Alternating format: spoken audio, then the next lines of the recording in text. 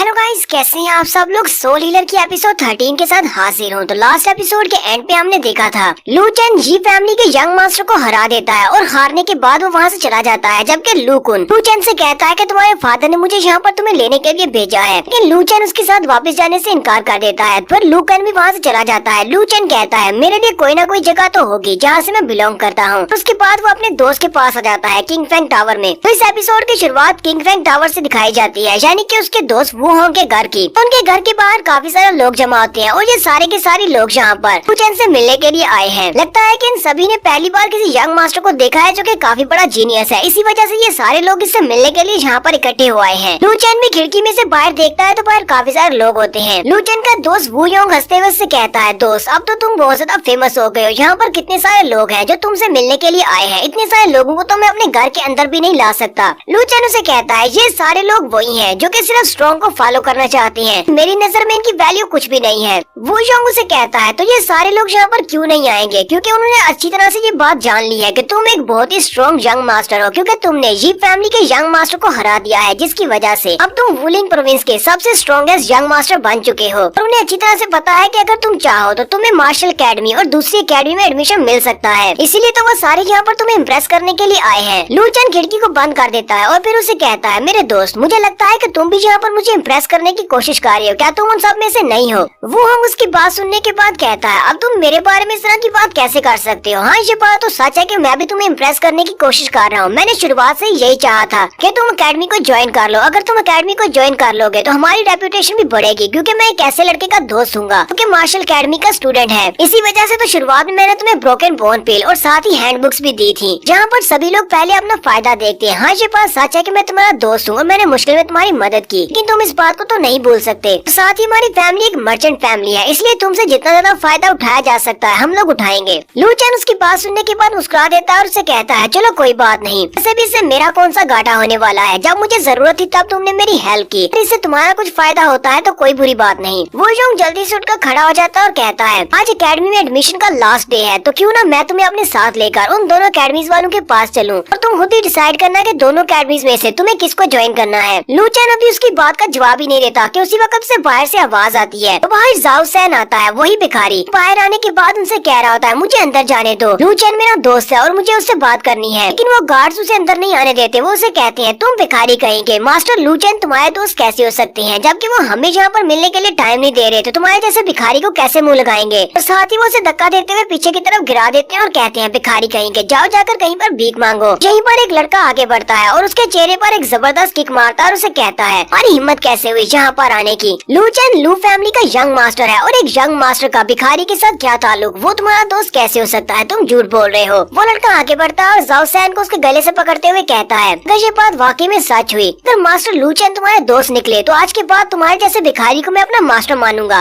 जाओ सैन उसे कहता है, चाहे तो मुझे कितना ही पीट क्यों ना लो, लेकिन ये बात सच है, वो मेरा दोस्त है। इस बात से वो लड़का और भी ज्यादा गुस्सा होता है और वो दोबारा से उसे थप्पड़ मारने लगता है। लेकिन उसी वक्त खिड़की के ऊपर से एक कप उसके सर में आकर लगता है। वो गाली देकर कहता है, कौन कमीना है जो मेरे ऊपर अटैक कर रहा है। लू चेन खिड़की के अंदर से बाहर की तरफ छलांग लगा देता और कहता है, तुम्हारी हिम्मत कैसे हुई मेरे दोस्त के ऊपर अटैक करने की, मैं तुम्हारे होने वाले मास्टर का दोस्त हूँ। लू चेन नीचे उतरते ही उसके चेहरे पर भी एक जबरदस्त किक मारता है, जिससे वो नीचे गिर जाता है। वो उसे कहता है, मास्टर लू जी आप क्या कह रहे हैं, आप इस तरह के भिखारी को कैसे जान सकते हैं, ये तो सिर्फ एक भिखारी है और आप एक यंग मास्टर हैं। लू चेन उसे कहता है, अपनी बकवास बंद करो, ये भिखारी नहीं, ये मेरा दोस्त है, चाहे ये कैसा भी हो, ये मेरा दोस्त है। और तुम कौन हो, जहाँ से दफा हो जाओ, मुझे तुम सभी लोगों से कुछ भी लेना देना नहीं है। मुझे तुम में से किसी के साथ भी बात नहीं करनी, इसलिए मुझे यहाँ पर दिखाई मत देना। और साथ ही वो अपनी पावर्स को रिलीज करता है तो वो सारे के सारे डर जाते हैं। वो लड़का माफी मांगते हुए जाओ सैन से कहता है, मास्टर प्लीज अपने दोस्त से कहो कि मेरी जान बख्श दे। जाओ सैन लू चेन की तरफ देखता है, लू चेन उसकी तरफ देखता है और उसके बाद उसे कहता है, ठीक है यहाँ से दफा हो जाओ। वो सारे डर कर वहाँ से भाग जाते हैं। उन सभी के वहाँ से चले जाने के बाद लू चेन जाओ सैन से कहता है, जाओ सैन तुम यहाँ पर क्या कर रहे हो, क्या तुम यहाँ पर मुझसे मिलने के लिए आए हो। वो भी उसके सामने अपने हाथ जोड़ते हुए कहता है, यंग मास्टर मुझे पहले नहीं पता था कि आप यंग मास्टर लू चेन है। लू चेन आसपास देखता है और कहता है, कहाँ पर है कोई यंग मास्टर, मुझे दिखाई क्यों नहीं दे रहा है। यहाँ पर तो मैं हूँ, मैं लू चेन हूँ तुम्हारा दोस्त। साथ ही वो अपनी हीलिंग पावर्स को यूज करते हुए उसके चेहरे के ऊपर जो जख्म होता है उसको भी हील कर देता है और उसे कहता है, मैं तुम्हारा दोस्त हूँ और मैं हमेशा ही तुम्हारा दोस्त रहूंगा, चाहे मैं कितना ही बड़ा यंग मास्टर क्यों न बन जाऊँ। फिर लू चेन उसे कहता है, तुम्हारा छोटा भाई जाओ कहाँ पर है, उसको भी बुलाओ, मैं तुम्हारे लिए चिकन लेग पीस मंगवाता हूँ, तुम दोनों खा लेना। ताऊ का नाम सुनते ही वो उसे कहता है, प्लीज मेरे साथ आओ। अब वो बहुत ज्यादा बीमार है और मुझे तुम्हारी जरूरत है, तुम उसे हील करो। लू चैन भी ये बात सुन के बहुत सा हैरान होता है और कहता है आखिर उसको क्या हुआ, चलो मेरे साथ, हम दोनों चलते हैं। वो दोनों उसे टूटे हुए टेम्पल की तरफ चल पड़ते हैं। जबकि उसी वक्त वू योंग भी घर से बाहर निकलता है और चिल्लाकर लू चैन से कहता है लू चैन तुम कहाँ पर जा रहे हो, लेकिन आज तो एकेडमी में एडमिशन का लास्ट डे है, अगर तुम वहाँ पर नहीं गए तो तुम्हें एडमिशन नहीं मिल पाएगा। तुम सिर्फ एक भिखारी बच्चे को बचाने के लिए अपनी एकेडमी के एडमिशन को छोड़ सकते हो। लेकिन लू चैन उसकी बात को इग्नोर करते हुए कहता है इस वक्त मेरा दोस्त बहुत बड़े खतरे में है और उसकी जान बचाना बहुत ज्यादा जरूरी है, मुझे एकेडमी में एडमिशन नहीं चाहिए। और वो जाओ सैन को अपने साथ लेकर उसी टूटे हुए टेम्पल में चला जाता है। वो दोनों जैसे अंदर आते हैं, जाओ सैन भागता हुआ जाओ के पास जाता है और कहता है जाओ देखो मैं अपने दोस्त को वापस लेकर आया हूँ, तुम्हारा बड़ा भाई लू चैन आ गया है। जाओ की हालत काफी ज्यादा खराब होती है, वो पहले से बेहोश पड़ा होता है। जाओ सैन रोना शुरू कर देता है और लू चैन से कहता है लू चैन तुम्हें हमारी हेल्प करना होगी, ये तो बिल्कुल भी आंखें नहीं खोल रहा। लू चैन कहता है हाँ ठीक है मैं करता हूँ, और साथ ही वो अपनी हीलिंग पावर्स को रिलीज करते हुए उसकी बॉडी को अपनी हीलिंग पावर से कवर कर लेता है। काफी देर तक उसको हील करता है लेकिन कुछ भी नहीं होता। वो उसके चेहरे पे हाथ रखता है और कहता है इसकी बॉडी बहुत ज्यादा कोल्ड है और मेरी फाइटिंग स्पिरिट इसके ऊपर काम नहीं कर रही। लू चैन को यहीं पर समझ आ जाती है कि ये तो पहले से मर चुका है, इसकी फाइटिंग स्पिरिट के साथ ये इसको दोबारा से जिंदा तो नहीं कर सकता कि इसके पास तो सिर्फ हीलिंग की पावर्स है। फिर साथ ही लू चैन गुस्से के साथ कहता है ऐसा क्यों होता है, इन लोगों को मैं चाहता हूँ वो मुझसे बहुत ज्यादा दूर हो जाते हैं और आखिर पर मेरे पास सिर्फ वही लोग बचते हैं जो कि मुझे इस्तेमाल करना चाहते हैं। और यहीं पर लू चैन एक जोरदार चीख मारता है। उसके बाद नेक्स्ट सीन में दिखाते हैं वो लोग वहीं पर आग जलाते हैं, जावू की बॉडी को उसके अंदर जला देते हैं। जाओ सैन उसकी चिता को आग लगा रहा था और उसे कहता है जावू चलो ये तो अच्छा हो गया कि तुम जल्दी चले गए और तुमने अपनी आंखें बंद कर ली, अब तुम्हें इस जालिम दुनिया को और ज्यादा नहीं झेलना पड़ेगा कि तुम जितना अर्सा जिंदा रहते तुम्हें यहाँ पर और भी ज्यादा दुख तकलीफें मिलती, तुम्हारा कोई भी मजाक नहीं उड़ाएगा, अब तुम स्वर्ग में जाकर आराम से रहोगे। फिर वो लू चैन की तरफ देखता और कहता है मैं लू चैन को भी इस बात का ब्लेम नहीं दे सकता क्योंकि उसने यहाँ पर आकर अपनी सारी की सारी फाइटिंग स्पिरिट को लगा दिया, लेकिन वो इसको जिंदा तो नहीं कर सकता था क्योंकि जावू पहले से मर चुका था। उसकी चिता को आग लगाने के बाद जाओ सैन लू चैन के पास आकर बैठ जाता और कहता है लू चैन तुम्हें इस तरह के टूटे फूटे टेम्पल में आकर नहीं रहना चाहिए, तुम एक फैमिली के यंग मास्टर हो और तुम्हारा फ्यूचर बहुत ज्यादा ब्राइट है क्योंकि तुम एक फाइटिंग स्पिरिट मास्टर हो, इसलिए जाओ और जाकर अपनी मंजिल को तलाश करो। लेकिन लू चैन तो काफी बड़े सदमे में है। वो कहता है जावू ये बस इसी तरह हमें छोड़कर चला गया। जाओ सैन उसे कहता हम जैसे बैगर्स इनकी बॉडी के अंदर फाइटिंग स्पिरिट अवेकन नहीं होती, इनके पास यही किस्मत है, लोग अचानक किसी दिन इसी तरह मर जाते हैं और मुझे लगता है कि मैं भी बहुत ही जल्दी मर जाऊंगा क्योंकि बर्फ पड़ रही है, बहुत ही जल्दी कोई बर्फ का स्टॉर्म आएगा और उसी के नीचे दबकर ठंड से मैं मर जाऊंगा और किसी को इस बार में जरा भी फर्क नहीं पड़ेगा। तो जब काफी रात हो जाती है जाओ सैन अपने बिस्तर में लेट जाता है। लू चैन अपने पास से काफी सारा सामान लेकर आता है और उसके पास कुछ गोल्डन कॉइन्स भी होती हैं, वो भी उसके पास ही रखता है और उसे कहता है जाओ सैन मैंने इस बार में काफी कुछ सोचा है, मैं वुलिंग काउंटी को छोड़कर दूसरे शहर में जा रहा हूँ ताकि मैं बाहर की दुनिया को देख सकूँ और मुझे पता चले कि बाहर की दुनिया कितनी बड़ी है। मुझे नहीं लगता कि मैं दोबारा तुम्हें कभी देख सकूंगा या फिर दोबारा तुमसे कभी मिल पाऊंगा, लेकिन हमारी दोस्ती हमें हमेशा याद रहेगी, मैं तुम्हें कभी भी नहीं भूलूंगा। और फिर लू चैन उसे बाय बोलने के बाद बाहर चला जाता है जबकि जाओ सैन भी जाग रहा होता है। वो उसे कहता है लू चैन तुम्हारा बहुत बहुत शुक्रिया, मुझे तुम्हारे जैसा यंग मास्टर को दोस्त बनाने का मौका मिला, मैं उम्मीद करता हूँ कि तुम्हारा फ्यूचर बहुत ज्यादा अच्छा हो। और यहीं पर रात के वक्त ही लू चैन वुलिंग काउंटी को छोड़कर चला जाता है जबकि उसी दिन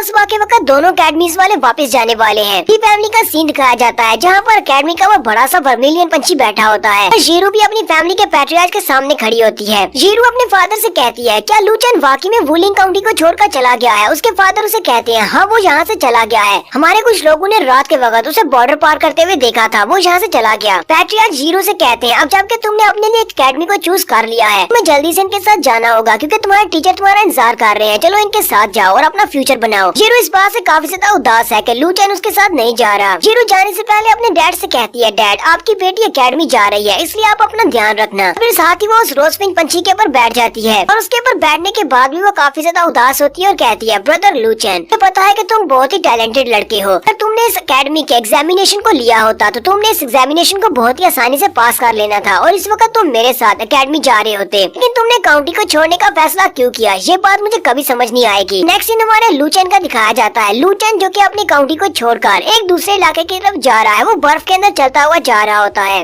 लू चैन चलते चलते काफी ज्यादा थक जाता है और कहता है ये तूफान तो तेज होता जा रहा है, मुझे पता भी नहीं है कि मैं किस तरफ जा रहा हूँ और मुझे नहीं पता कि कौन सा रास्ता किस तरफ जाता है, मैं तो बस चलता जा रहा हूँ और मैं काफी ज्यादा थका हुआ हूँ, लगता है कि ये बर्फ के अंदर जमकर मैं मर जाऊंगा। और साथ ही वो वहीं पर गिर जाता है और गिरने के साथ ही बेहोश हो जाता है। तो नेक्स्ट सीन में वहाँ पर एक कैरवान को दिखाते हैं, तो वो कैरवान उसी रास्ते के ऊपर से गुजर रहा होता है, उनके पास काफी सारी गाड़ियाँ होती हैं, वो कॉटन लेकर जा रहे होते हैं दूसरे शहर में बेचने के लिए। तो वहीं पर उनका घोड़ा जो आगे आगे चल रहा होता है, उसी घोड़े को बर्फ के अंदर लू चैन की बॉडी दिखाई देती है, है वो वहीं पर चिल्लाना शुरू कर देता है। गाड़ी के ऊपर जो ड्राइवर बैठा होता है वो जल्दी से छलांग लगाता है और नीचे आ जाता है। वो वहाँ से आकर बर्फ को हटाता है तो वहाँ पर नीचे लूचन दबा होता है। साथ ही वो चिल्लाकर अपनी मालकिन से कहता है, मिस जोंग, यहाँ पर बर्फ के अंदर एक लड़का है जो बेहोश हो चुका है लेकिन ये अभी तक जिंदा है, इसका क्या करें। तो यहीं पर हम लोग अपनी एपिसोड 13 का एंड करेंगे। एपिसोड की एक्सप्लेनेशन अच्छी लगी हो तो कमेंट करके जरूर बताइएगा। चैनल को सब्सक्राइब कर दें, वीडियो को लाइक और शेयर कर दें। शुक्रिया।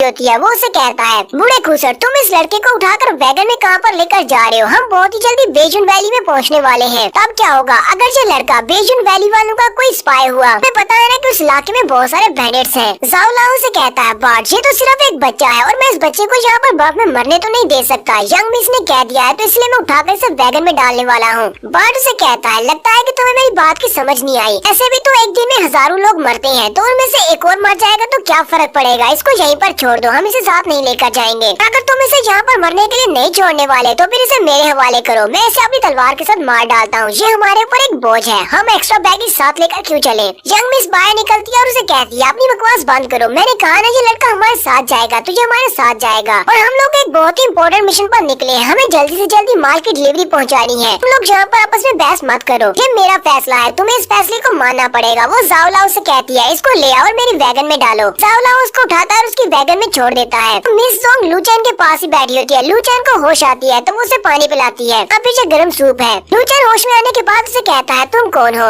मिस जोंग उसे कहती है, हम अपने कैरवान के साथ इसी रास्ते पर जा रहे थे, तुम हमें बर्फ में दबे हुए मिले, तुम बेहोश थे इसलिए हमने तुम्हें उठा लिया। लूचैन मुस्कुराते हुए उसे कहता है, फेरी सिस्टर, तुम्हारा बहुत बहुत शुक्रिया, मैं फ्यूचर में तुम्हारे इस एहसान का बदला जरूर चुका दूंगा। मिस जोंग भी उसकी ये वाली बात सुनकर काफी ज्यादा खुश होती है और उसे कहती है, तुम तो सिर्फ एक छोटे से बच्चे हो, तुम्हें लगता है कि तुम किसी का फेवर उतारने के लायक हो गए हो। तो ठीक है, अगर तुम मेरे एहसान का बदला चुकाना चाहते हो तो इस बात का ध्यान रखना, अगर तुम्हारी सिस्टर को कोई तंग करे तो अपनी सिस्टर को बचाने के लिए वहाँ पर आ जाना। साथ ही लूचैन फिर से बेहोश हो जाता है तो घोड़े गाड़ी को चलाने वाला बंदा कहता है, मिस जोंग, क्या आप वाकई में श्योर है कि हमें इसी रास्ते पर जाना है? हाँ, मुझे ये बात अच्छी तरह से पता है कि ये रास्ता बहुत ज्यादा नजदीक है हमारी व्हाइट क्लाउड सिटी के, लेकिन आपको ये बात पता होनी चाहिए क्योंकि यहाँ पर बहुत सारे बैंडिट्स हैं, ये हमेशा ही लोगों को लूटते हैं, इसी वजह से हमें घूम कर जाना चाहिए। मुझे नहीं लगता कि ये रास्ता सेफ है, हमारे पास इतने ज्यादा गार्ड्स भी नहीं है कि उन सारे बैंडिट्स का मुकाबला कर पाए। मिस जोंग उसे कहती है, अगर हम लोग घूम कर जाएंगे तो फिर मुझे बताओ कितना टाइम लगेगा, कितने दिन लगेंगे? तो घोड़े गाड़ी वाला उसे कहता है, मुझे लगता है कि अगर हम लोग घूम कर जाएंगे तो पूरे 7 दिन लगेंगे। मिस जोंग उसे कहती है, नहीं, हम लोग इतनी देर से वहाँ पर नहीं पहुँच सकते, तुम्हें पता है कि हमारे पास सिर्फ 2 से 3 दिन बचे हैं, हमें इस माल को वहाँ पर पहुँचाना है, इसलिए हम लोग इसी वैली से होकर ही गुजरेंगे। रात के वक्त वहाँ से चुपचाप निकल जाते हैं जब बैंडिट्स हमारे पर अटैक नहीं करेंगे। मिस जोंग भी उसी बंदे के साथ ही बैठ जाती है और कहती है, जाओ लाओ, तुम्हें पता है ना कि मेरे फादर के मरने के बाद मेरी जोंग फैमिली में बहुत ही अपलोड चल रही है, फैमिली की हालत बिल्कुल खराब है। तुम्हें पता है कि अगर हम लोग इस माल की डिलीवरी को टाइम पर नहीं पहुंचा सके तो हमें बहुत बड़ा नुकसान हो जाएगा, तो हमें पेनाल्टी फीस देनी पड़ेगी और ऊपर से सारे का सारा माल वो फ्री में रख लेंगे, हमारी फैमिली की रेपुटेशन खराब होगी, इसलिए मैं ऐसा कभी भी होने नहीं दे सकती, हम लोग इसी रास्ते से चलेंगे। जाओ लाओ उसे कहता है, चलो फिर ठीक है, हम लोग इसी रास्ते से जाएंगे। वो लोग अपने घोड़ों को उसी वैली के रास्ते से आगे बढ़ाते हैं। उसी वक्त दिखाते हैं साथ के क्लिफ के ऊपर बैंडिट्स खड़े होते हैं, यहाँ पर इन बैंडिट्स का बॉस होता है जिसका नाम बेजुन जाइज थर्ड बॉस होता है, यानी वो बेजुन सिटी के बैंडिट्स गैंग का तीसरा बॉस है। वो बॉस उनको देखने के बाद कहता है, लगता है कि हमें जो इन्फॉर्मेशन मिली थी वो बिल्कुल ठीक है, ये लोग तो यहाँ पर पहुँच आए हैं। साथ ही वो अपने साथियों से कहता है, चलो जल्दी से आगे बढ़ो, सभी को मार डालो और उनके पास जितना भी माल है वो सारा लूट लो। तो बड़ी स्पीड के साथ उनके ऊपर अटैक करने के लिए आगे बढ़ते हैं। उसी वक्त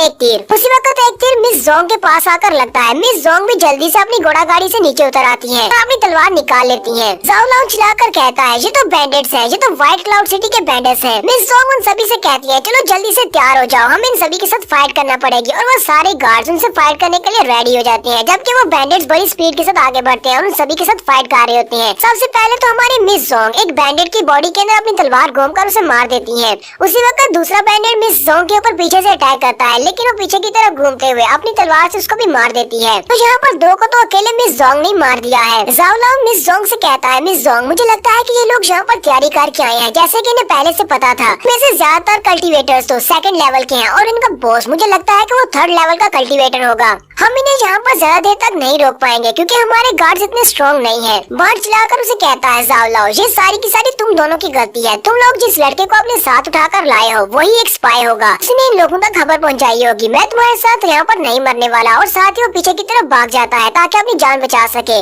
जाओ चिल्लाकर उसे कहता है, बार्ड तुम तो बहुत बड़े डरपोक हो और गद्दार हो जो कि हमें छोड़कर जा रहे हो। उसी वक्त बॉस उसके सामने खड़ा होता है। थर्ड बॉस अपने नाइफ के साथ उसके ऊपर अटैक करता है और बार्ड को वहीं पर मार देता है। बार्ड को मारने के बाद उसकी बॉडी के ऊपर पैर रखता है और सामने की तरफ देखता है तो सामने उनके काफी सारे गार्ड्स मार चुके होते हैं। यहीं पर हमारे लू चैन का ख्वाब भी दिखाते हैं। लू चैन सोए सोए अपना सपना देख रहा होता है जिसके अंदर बहुत सारे लोग मरे होते हैं और ऊपर से तलवारें गिर रही होती हैं, जबकि लू चैन वहीं पर खड़ा खड़ा चीख मारता है और उसी के साथ उसे होश आ जाती है। लू चैन अपने बिस्तर पर बैठ जाता है और कहता है, लगता है कि ये सिर्फ एक सपना था, लेकिन ऐसा लगता है कि ये कोई सपना नहीं बल्कि एक हकीकत थी। जैसे कि मैं ये सब कुछ अपनी लाइफ में पहले देख चुका हूँ, लेकिन ऐसा कब हुआ मुझे तो कुछ भी याद नहीं। उसी वक्त उसे ब्लड की स्मेल आती है। वो कहता है, ये क्या हो रहा है, यहाँ पर इतनी ज्यादा ब्लड की स्मेल क्यों आ रही है। वो जैसे ही अपनी घोड़ा गाड़ी से बाहर निकलता है तो बाहर बहुत सारे बैंडेड्स होते हैं। काफी सारे गार्ड्स मर चुके होते हैं, जबकि कुछ बैंडेड्स कुछ गार्ड्स के पीछे लगे होते हैं। लू चैन भी काफी गुस्सा आ जाता है और कहता है, यहाँ पर इतने सारे बैंडेड्स कहाँ से आ गए, हमारे सारे गार्ड्स मर चुके हैं, लगता है ये बैंडेड्स इनके ऊपर अटैक कर रहे हैं। लू चैन भी आगे बढ़ता है और कहता है, मुझे इन सभी को बचाना होगा, इन बैंडेड्स को मारना पड़ेगा। लू चैन बड़ी स्पीड के साथ आगे बढ़ता है और अपनी फाइटिंग स्पिरिट को एक्टिवेट करते हुए अपनी बेलून के साथ उन बैंडेड्स को पीछे से मारना शुरू कर देता है। जैसे ही वो उन बैंडेड्स को मारता है तो उनके मरने के बाद उनका ब्लड लू चैन के चेहरे पर गिरता है। वो अपने चेहरे पे हाथ लगाता है और जो ब्लड होता है वो उसके हाथ पे लगता है। उसकी तरफ देखकर कहता है, तो ब्लड का टेस्ट ऐसा होता है। और साथ ही वो बड़ी क्रिंजी सी स्माइल भी देता है। फिर साथ ही वो क्लिफ के पास छुप जाता है और साइड पर देखता है जहाँ पर थर्ड बॉस खड़ा होता है और उसके साथ उसके काफी सारे बैंडेड्स होते हैं, जबकि उन्होंने वहाँ पर मिस जोंग को घेरा होता है। मिस जोंग अपनी तलवार के साथ थर्ड बॉस के ऊपर अटैक करती है, लेकिन थर्ड बॉस अपनी सिर्फ 2 उंगलियों के साथ ही उसकी तलवार को रोक लेता है। मिस जोंग भी ये देखकर काफी ज्यादा हैरान हो जाती है। थर्ड बॉस हंसते हुए कहता है, हमारे यहाँ पर व्हाइट क्लाउड सिटी के टूर्नामेंट को हुए काफी ऐसा गुजर चुका है। फर्स्ट टाइम जब यहाँ पर लोग गुजरे थे तो हमने उनको लूटा था और काफी पैसा कमाया था, लेकिन आज तो हम लोग काफी सारा पैसा कमाने वाले हैं। तुम्हारे पास काफी सारा माल है, ना सिर्फ हमें यहाँ पर काफी पैसा मिलने वाला है, साथ ही वो अपनी उंगली को घुमाता है। तो मिस जोंग की तलवार को अपनी दोनों उंगलियों के साथ ही तोड़ देता है। मिस जोंग भी पीछे की तरफ गिर जाती है। वो आगे बढ़ता है और उसके ऊपर हाथ रखते हुए कहता है, तुम तो एक बहुत ही प्यारी लड़की हो, ना सिर्फ हमें पैसा मिलेगा बल्कि बहुत सा मजा भी आने वाला है। मिस जोंग उसकी बात सुनने के बाद रोना शुरू कर देती है और कहती है, अगर मुझे यहाँ पर मरना ही है तो फिर मुझे तुम्हारे जैसे किसी कमीने के हाथों से ना रेप करवा कर नहीं मरना। और साथ ही वो अपना नाइफ निकाल कर अपनी गर्दन पे रख लेती है और कहती है, मैं अपनी जान ले लूंगी।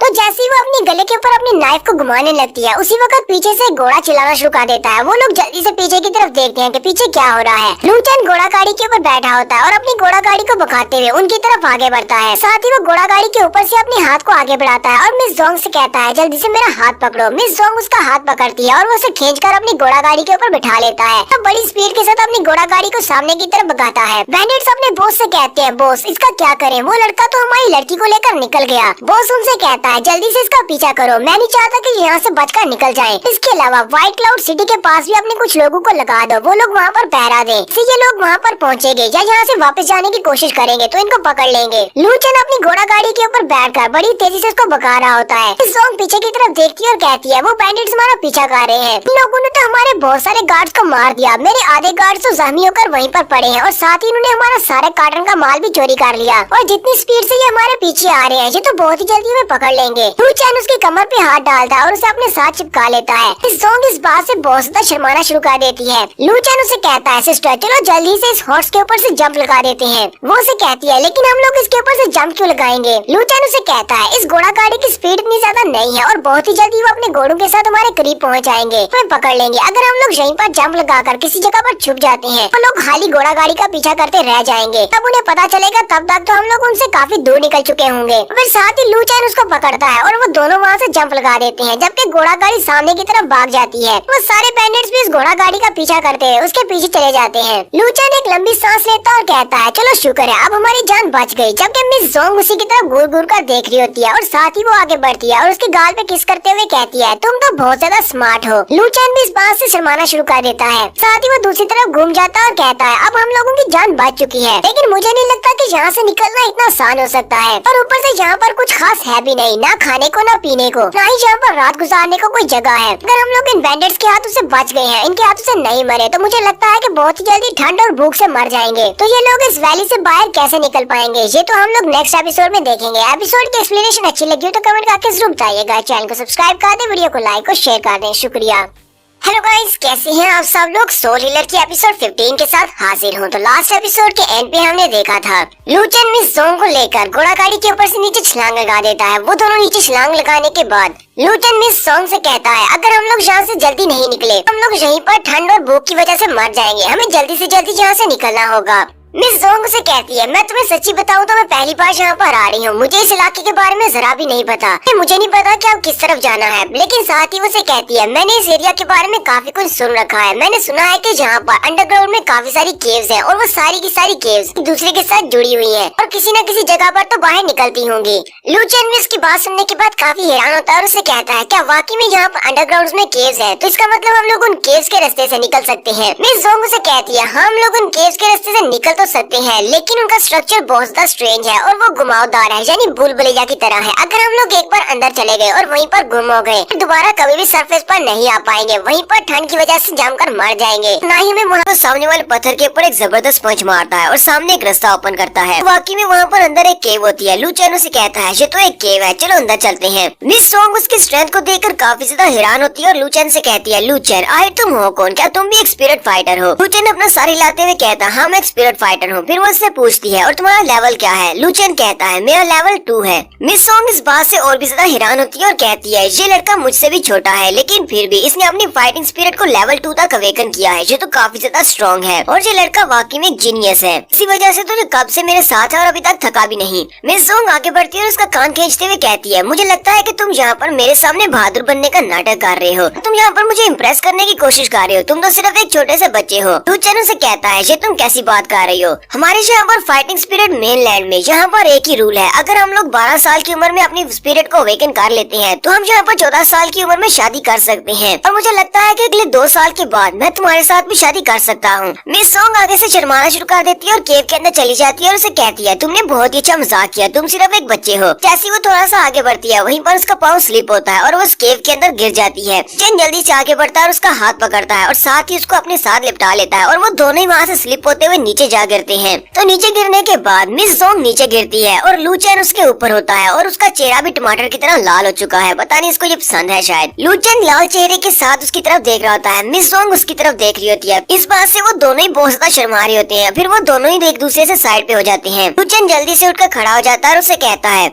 ये केव तो बहुत ज्यादा खूबसूरत है। मिस जोंग उसे कहती है, मैंने तो ऐसा सोचा भी नहीं था कि यहाँ पर व्हाइट क्लाउड वैली के अंदर इस तरह की खूबसूरत केव भी होगी। फिर वो उस केव के अंदर आगे चलना शुरू करते हैं। लू चेन थोड़ी देर के बाद उसे कहता है, मिस जोंग, तुम्हें नहीं लगता कि हम लोग काफी बार इस जगह से गुजर चुके हैं? मुझे लगता है कि हम लोग एक भूल भुलैया में घूम रहे हैं। मिस जोंग भी उसे कहती है, मुझे लगता है कि हम लोग यहाँ पर गुम हो चुके हैं। हम लोग इस भूल भुलैया से कभी नहीं निकल पाएंगे और अगर हम लोग यहीं पर इस भूल भुलैया में फंस गए तो हम लोग भूख से मर जाएंगे। और साथ ही उसके चेहरे की तरफ भी दिखा रहे होते हैं कि उसके चेहरे के ऊपर उसका रंग चेंज होता जा रहा है, यानी कि वो बीमार होने वाली है। और साथ ही वो बीमार हो भी जाती है और वहीं पर गिर जाती है। लू चेन जल्दी से आगे बढ़ता है और उसे सहारा देते हुए कहता है, मिस जोंग, क्या हुआ? क्या तुम बीमार हो? वो उसे वहीं पर एक दीवार के साथ बिठा देता है। लू चेन जब उसे करीब से देखता है तो कहता है, लगता है कि पिछली बैटल के दौरान इसे चोट लगी होगी, इसी वजह से इसकी काफी एनर्जी जाया हो गई है। ऊपर से इतनी देर से हम लोग यहाँ पर चल रहे हैं बिना कुछ खाए पिए, इसी वजह से मुझे बेहोश हो गई है।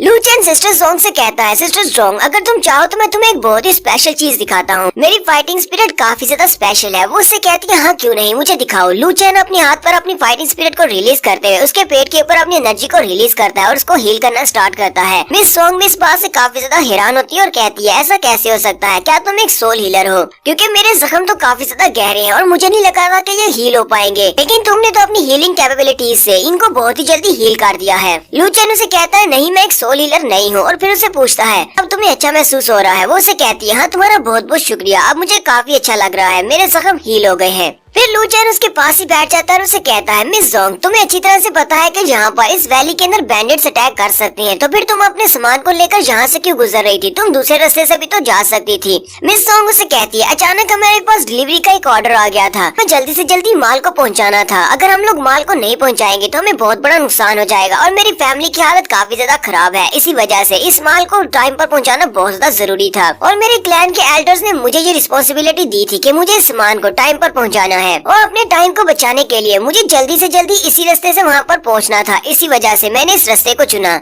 मिस जोंग उसे अपनी कहानी के बारे में सुनाती है। वो उसे कहती है, मेरे फादर की डेथ के बाद मैं और मेरी बहन हम अपनी फैमिली में इकलौते रह गए हैं और पिछले कुछ सालों में मेरे फादर की डेथ के बाद हमारी जोंग फैमिली बहुत ज्यादा डिक्लाइन में है। बाकी की सारी फैमिलीज हमारे पर बहुत ज्यादा प्रेशर डाल रही है। मिस जोंग कहती है, लेकिन अब जबकि मुझे एक बहुत इंपॉर्टेंट मिशन देकर भेजा गया था, मेरे पास जितना भी सामान था वो सारे का सारा अब चोरी हो गया है, बैंडिट्स उसे ले उड़े। मुझे लगता है कि इसकी वजह से हमारी फैमिली को बहुत ज्यादा नुकसान पहुँचने वाला है, हमारा कर्जा पहले से बढ़ जाएगा। लू चैन उसकी बातें सुनने के बाद सोच रहा होता है, मुझे लगता है कि इनके रास्ते के बारे में पहले से बैंडिट्स को पता था कि वो लोग यहाँ से गुजरने वाले हैं, वरना बैंडिट्स को कैसे पता होता? वो यहाँ पर पूरी तैयारी करके आए थे। मुझे लगता है कि लड़की यहाँ पर जिस सामान को देने के लिए आई है, इसे यहाँ पर सामान देने के लिए नहीं बल्कि इसे ट्रैप में भेजा गया है ताकि इस लड़की को मारा जा सके और इसके सामान को इसे छीना जा सके। लू चैन उठकर खड़ा हो जाता और कहता, अब हम लोग सारी जिंदगी इसी केव में तो नहीं गुजार सकते, चलो जल्दी से उठ जाओ, हम लोग व्हाइट क्लाउड सिटी में जा रहे हैं।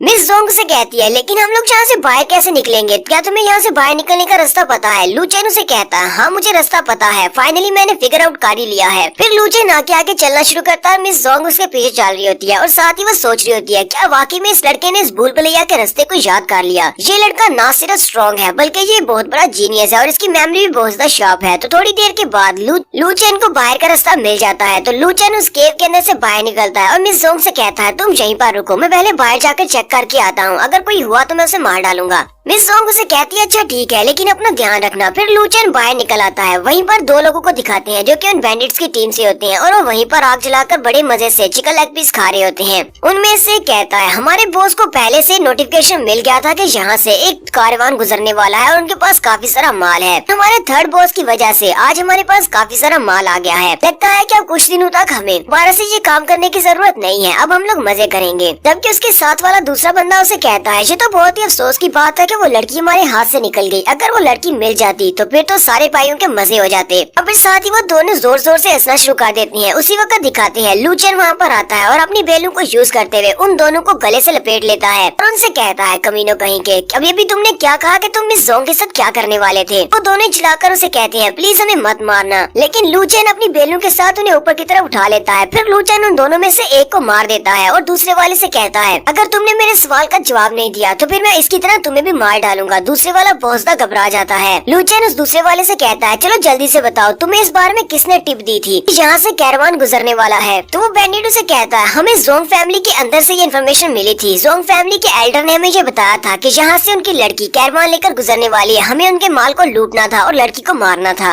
लू चैन उसे कहता है, तुम दोनों के अलावा यहाँ पर इस रास्ते पर और कितने सारे बैंडिट्स हैं, चलो जल्दी से बताओ। वो उसे कहता है, यहाँ से थोड़ी दूर आगे हमारे बैंडिट्स में से तकरीबन 20 लोग और हैं। अब मैंने तुम्हें सब कुछ बता दिया है, अब प्लीज मुझे छोड़ दो, मुझे मत मारना। लू चैन अपनी बेलू को रिलीज करता है और उसको छोड़ देता है। वो काफी खुश हो जाता है और कहता है, प्लीज तुम्हारा बहुत बहुत शुक्रिया, तुमने मेरी जान बख्श दी। लेकिन साथ ही लू चैन की एक बेल पीछे से निकलती है और उसकी बॉडी के अंदर धंस जाती है। लू चैन कहता है, तुम्हारे जैसे मॉन्स्टर को मैं जिंदा कैसे छोड़ सकता हूँ, और वैसे भी अगर मैंने तुम्हें जिंदा छोड़ दिया तो तुम वापस जाकर अपने बाकी के भाइयों को इस बारे में बताओगे और फिर से हमारे पर अटैक करने के लिए आ जाओगे। लू चैन आगे की तरफ बढ़ता है और कहता है, यहाँ से सेफ्टी के साथ व्हाइट क्लाउड सिटी तक पहुँचने के लिए मुझे लगता है कि रास्ते में जितने भी बैंडिट्स हैं उन सभी को मुझे पहले ही मारना पड़ेगा। और फिर वो बड़ी स्पीड के साथ आगे बढ़ता है और रास्ते में आने वाले जितने भी बैंडिट्स होते हैं उन सभी को मारता जाता है। वो उनके ऊपर स्नीक अटैक कर रहा है और अपनी बेलू को यूज करते हुए उन सभी को मारता जाता है। लू चैन ने यहाँ पर तकरीबन 20 लोगों को मार दिया है। लू चैन तो एक कातिल बन गया है और उनका ब्लड उसके चेहरे पर गिरता है, बिल्कुल एक अनगार्डली डीमन की तरह। लू चैन इन सभी को मारता जा रहा है।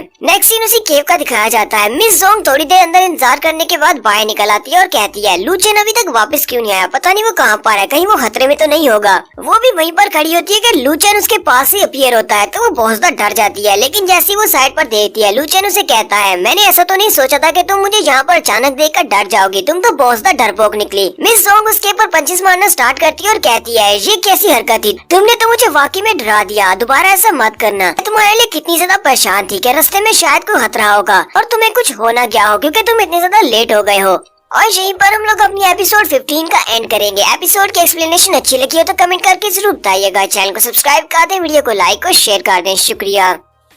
हेलो गाइस, कैसी हैं आप सब लोग। सोल हीलर की एपिसोड 16 के साथ हाजिर हो। तो लास्ट एपिसोड के एंड पे हमने देखा था लू चैन रास्ते में जितने भी बैंडिट्स होते हैं उन सभी को मारने के बाद वापस आ जाता है और मिस जोंग से आकर कहता है, मैंने आगे के सारे रास्ते को स्काउट कर लिया है और वहाँ पर कोई भी हाई लेवल के बैंडिट्स नहीं है, सिर्फ कुछ लो लेवल के बैंडिट्स है, यानी लेवल 1 के। हमें वहाँ पर जाने से कोई ज्यादा खतरा नहीं हो सकता, इसलिए हम दोनों वहाँ पर जा सकते हैं। मिस जोंग से कहती है, अगर ऐसी बात है तो फिर ठीक है, चलो जल्दी से यहाँ से निकलते हैं और व्हाइट क्लाउड सिटी में चलते हैं। लू चैन उसे कहता है, लेकिन मुझे तुम्हें एक और बात भी बतानी है। जब मैं उन सभी के पीछे गया था उनको स्काउट करने के लिए, तो वहीं पर कुछ लोग आपस में बैठकर बातें कर रहे थे। उनमें से कुछ बैंडिट्स कह रहे थे कि तुम यहाँ पर एक डील करने के लिए आई हो, लेकिन ये डील सिर्फ एक ट्रैप है। तुम्हारी फैमिली का कोई एल्डर है जो कि इस सब में मिला हुआ है और उसी ने इन सारे बैंडिट्स को इस बारे में इन्फॉर्मेशन दी थी कि तुम यहीं से गुजरने वाली हो अपने माल को लेकर। मिस जैंग भी इसकी बात सुनने के बाद काफी हैरान होती है और कहती है, क्या वाकई में, क्या तुम्हें भी लगता है कि ये सिर्फ एक ट्रैप था। साथ ही वो जल्दी से पीछे की तरफ मुड़ जाती है। वो उसका हाथ पकड़ता है और कहता है, तुम कहाँ पर जा रही हो। वो उसे कहती है, मुझे जाने दो, मैं वापस जाती हूँ और जाकर उन सारे बैंडिट से पूछती हूँ कि आखिर उन सभी को इस बार में किसने टिप दी थी। हमारी फैमिली में कौन है ऐसा जो गद्दार है और जो हमारे ही नुकसान करवाना चाहता है। लू चैन उसे सबको कैसे मार सकता हूँ, ये सारे तो बहुत ही पावरफुल बैंडिट्स है। मुझे लगता है कि किसी और ने इनके ऊपर अटैक किया होगा और इन सभी को मार दिया होगा।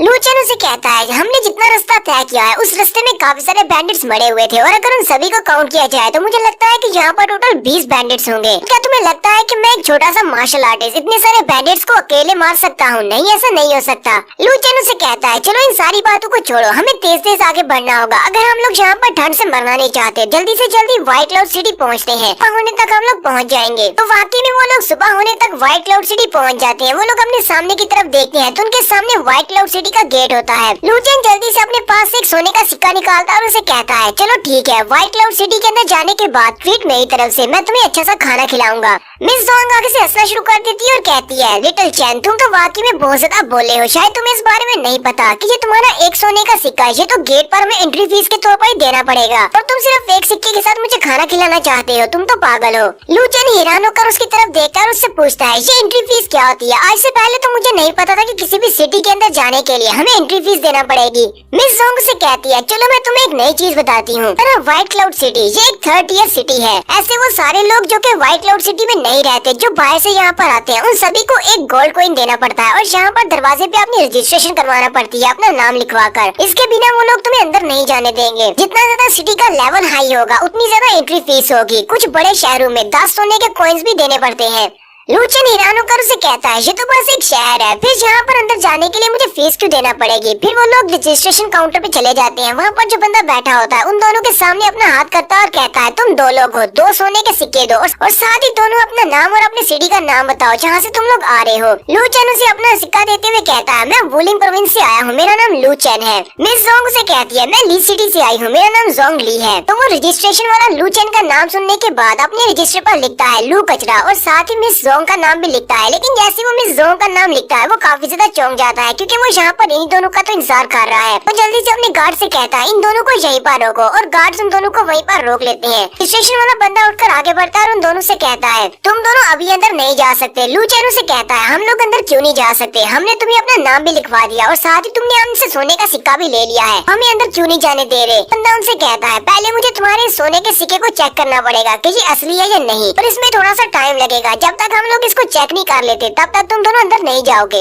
मिस जोंग से कहती है, अच्छा ठीक है, अगर ऐसी बात है तो हम लोग सिटी के अंदर नहीं जाने वाले, हम वापस चले जाते हैं। लेकिन वो रजिस्ट्रेशन वाला बंदा अपनी पावर्स को रिलीज करते हुए उन दोनों की तरफ अपने सिक्के को फेंकता है कि उन दोनों के बीच से गुजर जाता है और पीछे वाला गार्ड उसे कैच कर लेता है। रजिस्ट्रेशन वाला बंदा उन दोनों से कहता है, लगता है कि तुम लोग यहाँ पर हमारे व्हाइट क्लाउड सिटी की इंसल्ट कर रहे हो। लोगों ने यहाँ पर एंट्री फीस जमा करवाई है, तो इसका मतलब तुम लोग सिटी के अंदर जाओगे, मैं तुम्हें यहाँ से वापस जाने नहीं दे सकता। लू चैन भी रजिस्ट्रेशन वाले बंदे की पावर्स को देखकर काफी हैरान होता है और कहता है इसका तो लेवल 3 है, लेवल 3 का स्पिरिट मास्टर है। और मुझे लगता है कि हम लोग एक और ट्रैप में फंस चुके हैं क्योंकि ये यहाँ पर हमारा ही इंतजार कर रहा था। तो बैंडिट का बॉस भी यहीं पर एल्डर जोंग के पास आया होता है और उससे कहता है एल्डर जोंग, जैसा कि तुमने हमें करने का कहा था हमने बिल्कुल वैसे ही किया है। हमने सारे के सारे माल को लूट लिया है और साथ ही वहाँ पर जितने भी गार्ड थे उन सभी को मार दिया है। तुम्हारा काम पूरा हो चुका है। और साथ ही वो एल्डर जोंग से कहता है लेकिन एल्डर जोंग, यहाँ पर आप मुझे सिर्फ 3000 सोने के सिक्के दे रहे हैं। आपको नहीं लगता कि इतने सारे लोगों को मारने पर और इतने सारे माल को लूटने पर हमें ज्यादा सोने के सिक्के मिलने चाहिए? ये रकम तो बहुत ज्यादा कम है। और वैसे भी इस काम को लेने से पहले मैंने कहा था कि मुझे 5000 सोने के सिक्के चाहिए। एल्डर जोंग से कहते हैं तुम जो माल वापस लेकर आए हो उसकी क्वालिटी बहुत ज्यादा खराब है और ऊपर से तुमने जिन लोगों को मारा है उन सभी का ब्लड उसके ऊपर लगा हुआ है। इसमें से आधी फार तो मेरे लिए बेकार हो चुकी है। तुम यहाँ पर मुझसे और ज्यादा की डिमांड कर रहे हो। थर्ड बॉस हंसते हुए कहता है एल्डर जोंग, ये बात तो सच है कि वो उसमें से कुछ फार यानी कि वो कार्टन या जो कुछ भी वो लेकर जा रहे थे उसके बाद ब्लड लग गया और वो थोड़ी बहुत खराब हो गई। लेकिन आपकी असली मुसीबत तो कोई और थी और हमने उसको ठिकाने लगा दिया।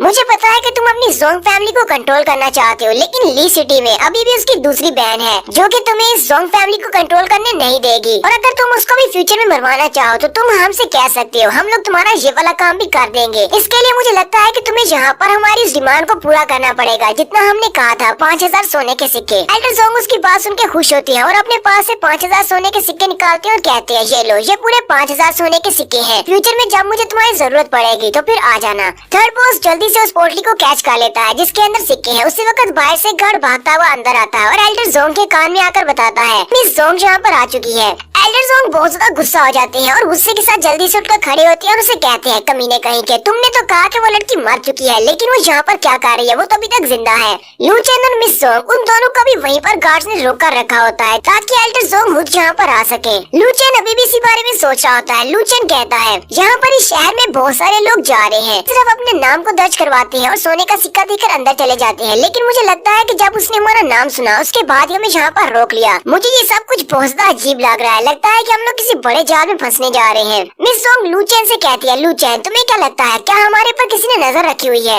लू चेन उसे कहता है हाँ बिल्कुल, वो रजिस्ट्रेशन वाले बंदे ने थोड़ी देर पहले अपनी पावर्स हमारे पर यूज की थी ताकि हमें डरा सके। हम लोग यहाँ पर चुपचाप खड़े रहे और मुझे लगता है कि वो किसी के आने का इंतजार कर रहा है। थोड़ी देर के बाद एल्डर जोंग बाहर आ जाते हैं और उसे कहते हैं मिस ली, तो तुम फाइनली यहाँ पर पहुँची आई और तुम्हारे साथ ये लड़का कौन है? मिस जोंग से कहती है ये मेरा नया दोस्त है, इसका नाम लू चेन है। मोटा रिसेप्शनिस्ट भागता हुआ एल्डर जोंग के पास आता है और कहता है एल्डर जोंग जैसा कि आपने कहा था मैंने आपके इंस्ट्रक्शंस को फॉलो करते हुए इन लोगों को यहीं पर रोक लिया। एल्डर जोंग उसे बीच में ही टोक देते हैं और खांसते हुए उसे इशारा करते हैं जिससे वो चुप हो जाता है। एल्डर जोंग कहते हैं अच्छा ठीक है, तुमने बहुत ही अच्छा काम किया, तुमने इनको यहीं पर रोक लिया ताकि मैं पर्सनली यहाँ पर आकर ग्रीट कर सकूं। वो मिस जोंग से कहता है मिस जोंग मैंने इस गार्ड से कहा था कि जब तुम यहाँ पर आओगी तो मुझे इन्फॉर्म कर दिया जाए क्योंकि तुम काफी दिन लेट हो। मुझे पता था कि तुम यहाँ पर अपने माल को सप्लाई करने के लिए आने वाली हो। एल्डर जोंग उसे कहते हैं चलो मेरे साथ आओ, हम लोग अपने घर में जाकर आराम से बैठकर बात करते हैं। लू चेन भी उनके साथ उनके साथ चल पड़ता है और फिर वो सारे लोग अपने घर की तरफ चले जाते हैं। एल्डर जोंग उन दोनों को लेकर अपने घर जाते हैं। लू चेन उसका घर देखता है और कहता है लगता है कि जोंग फैमिली वाले काफी ज्यादा अमीर हैं, ये कोई सिंपल फैमिली नहीं है, इनका घर भी काफी बड़ा है। फिर वो तीनों ही जाकर एक रूम के अंदर बैठ जाते हैं।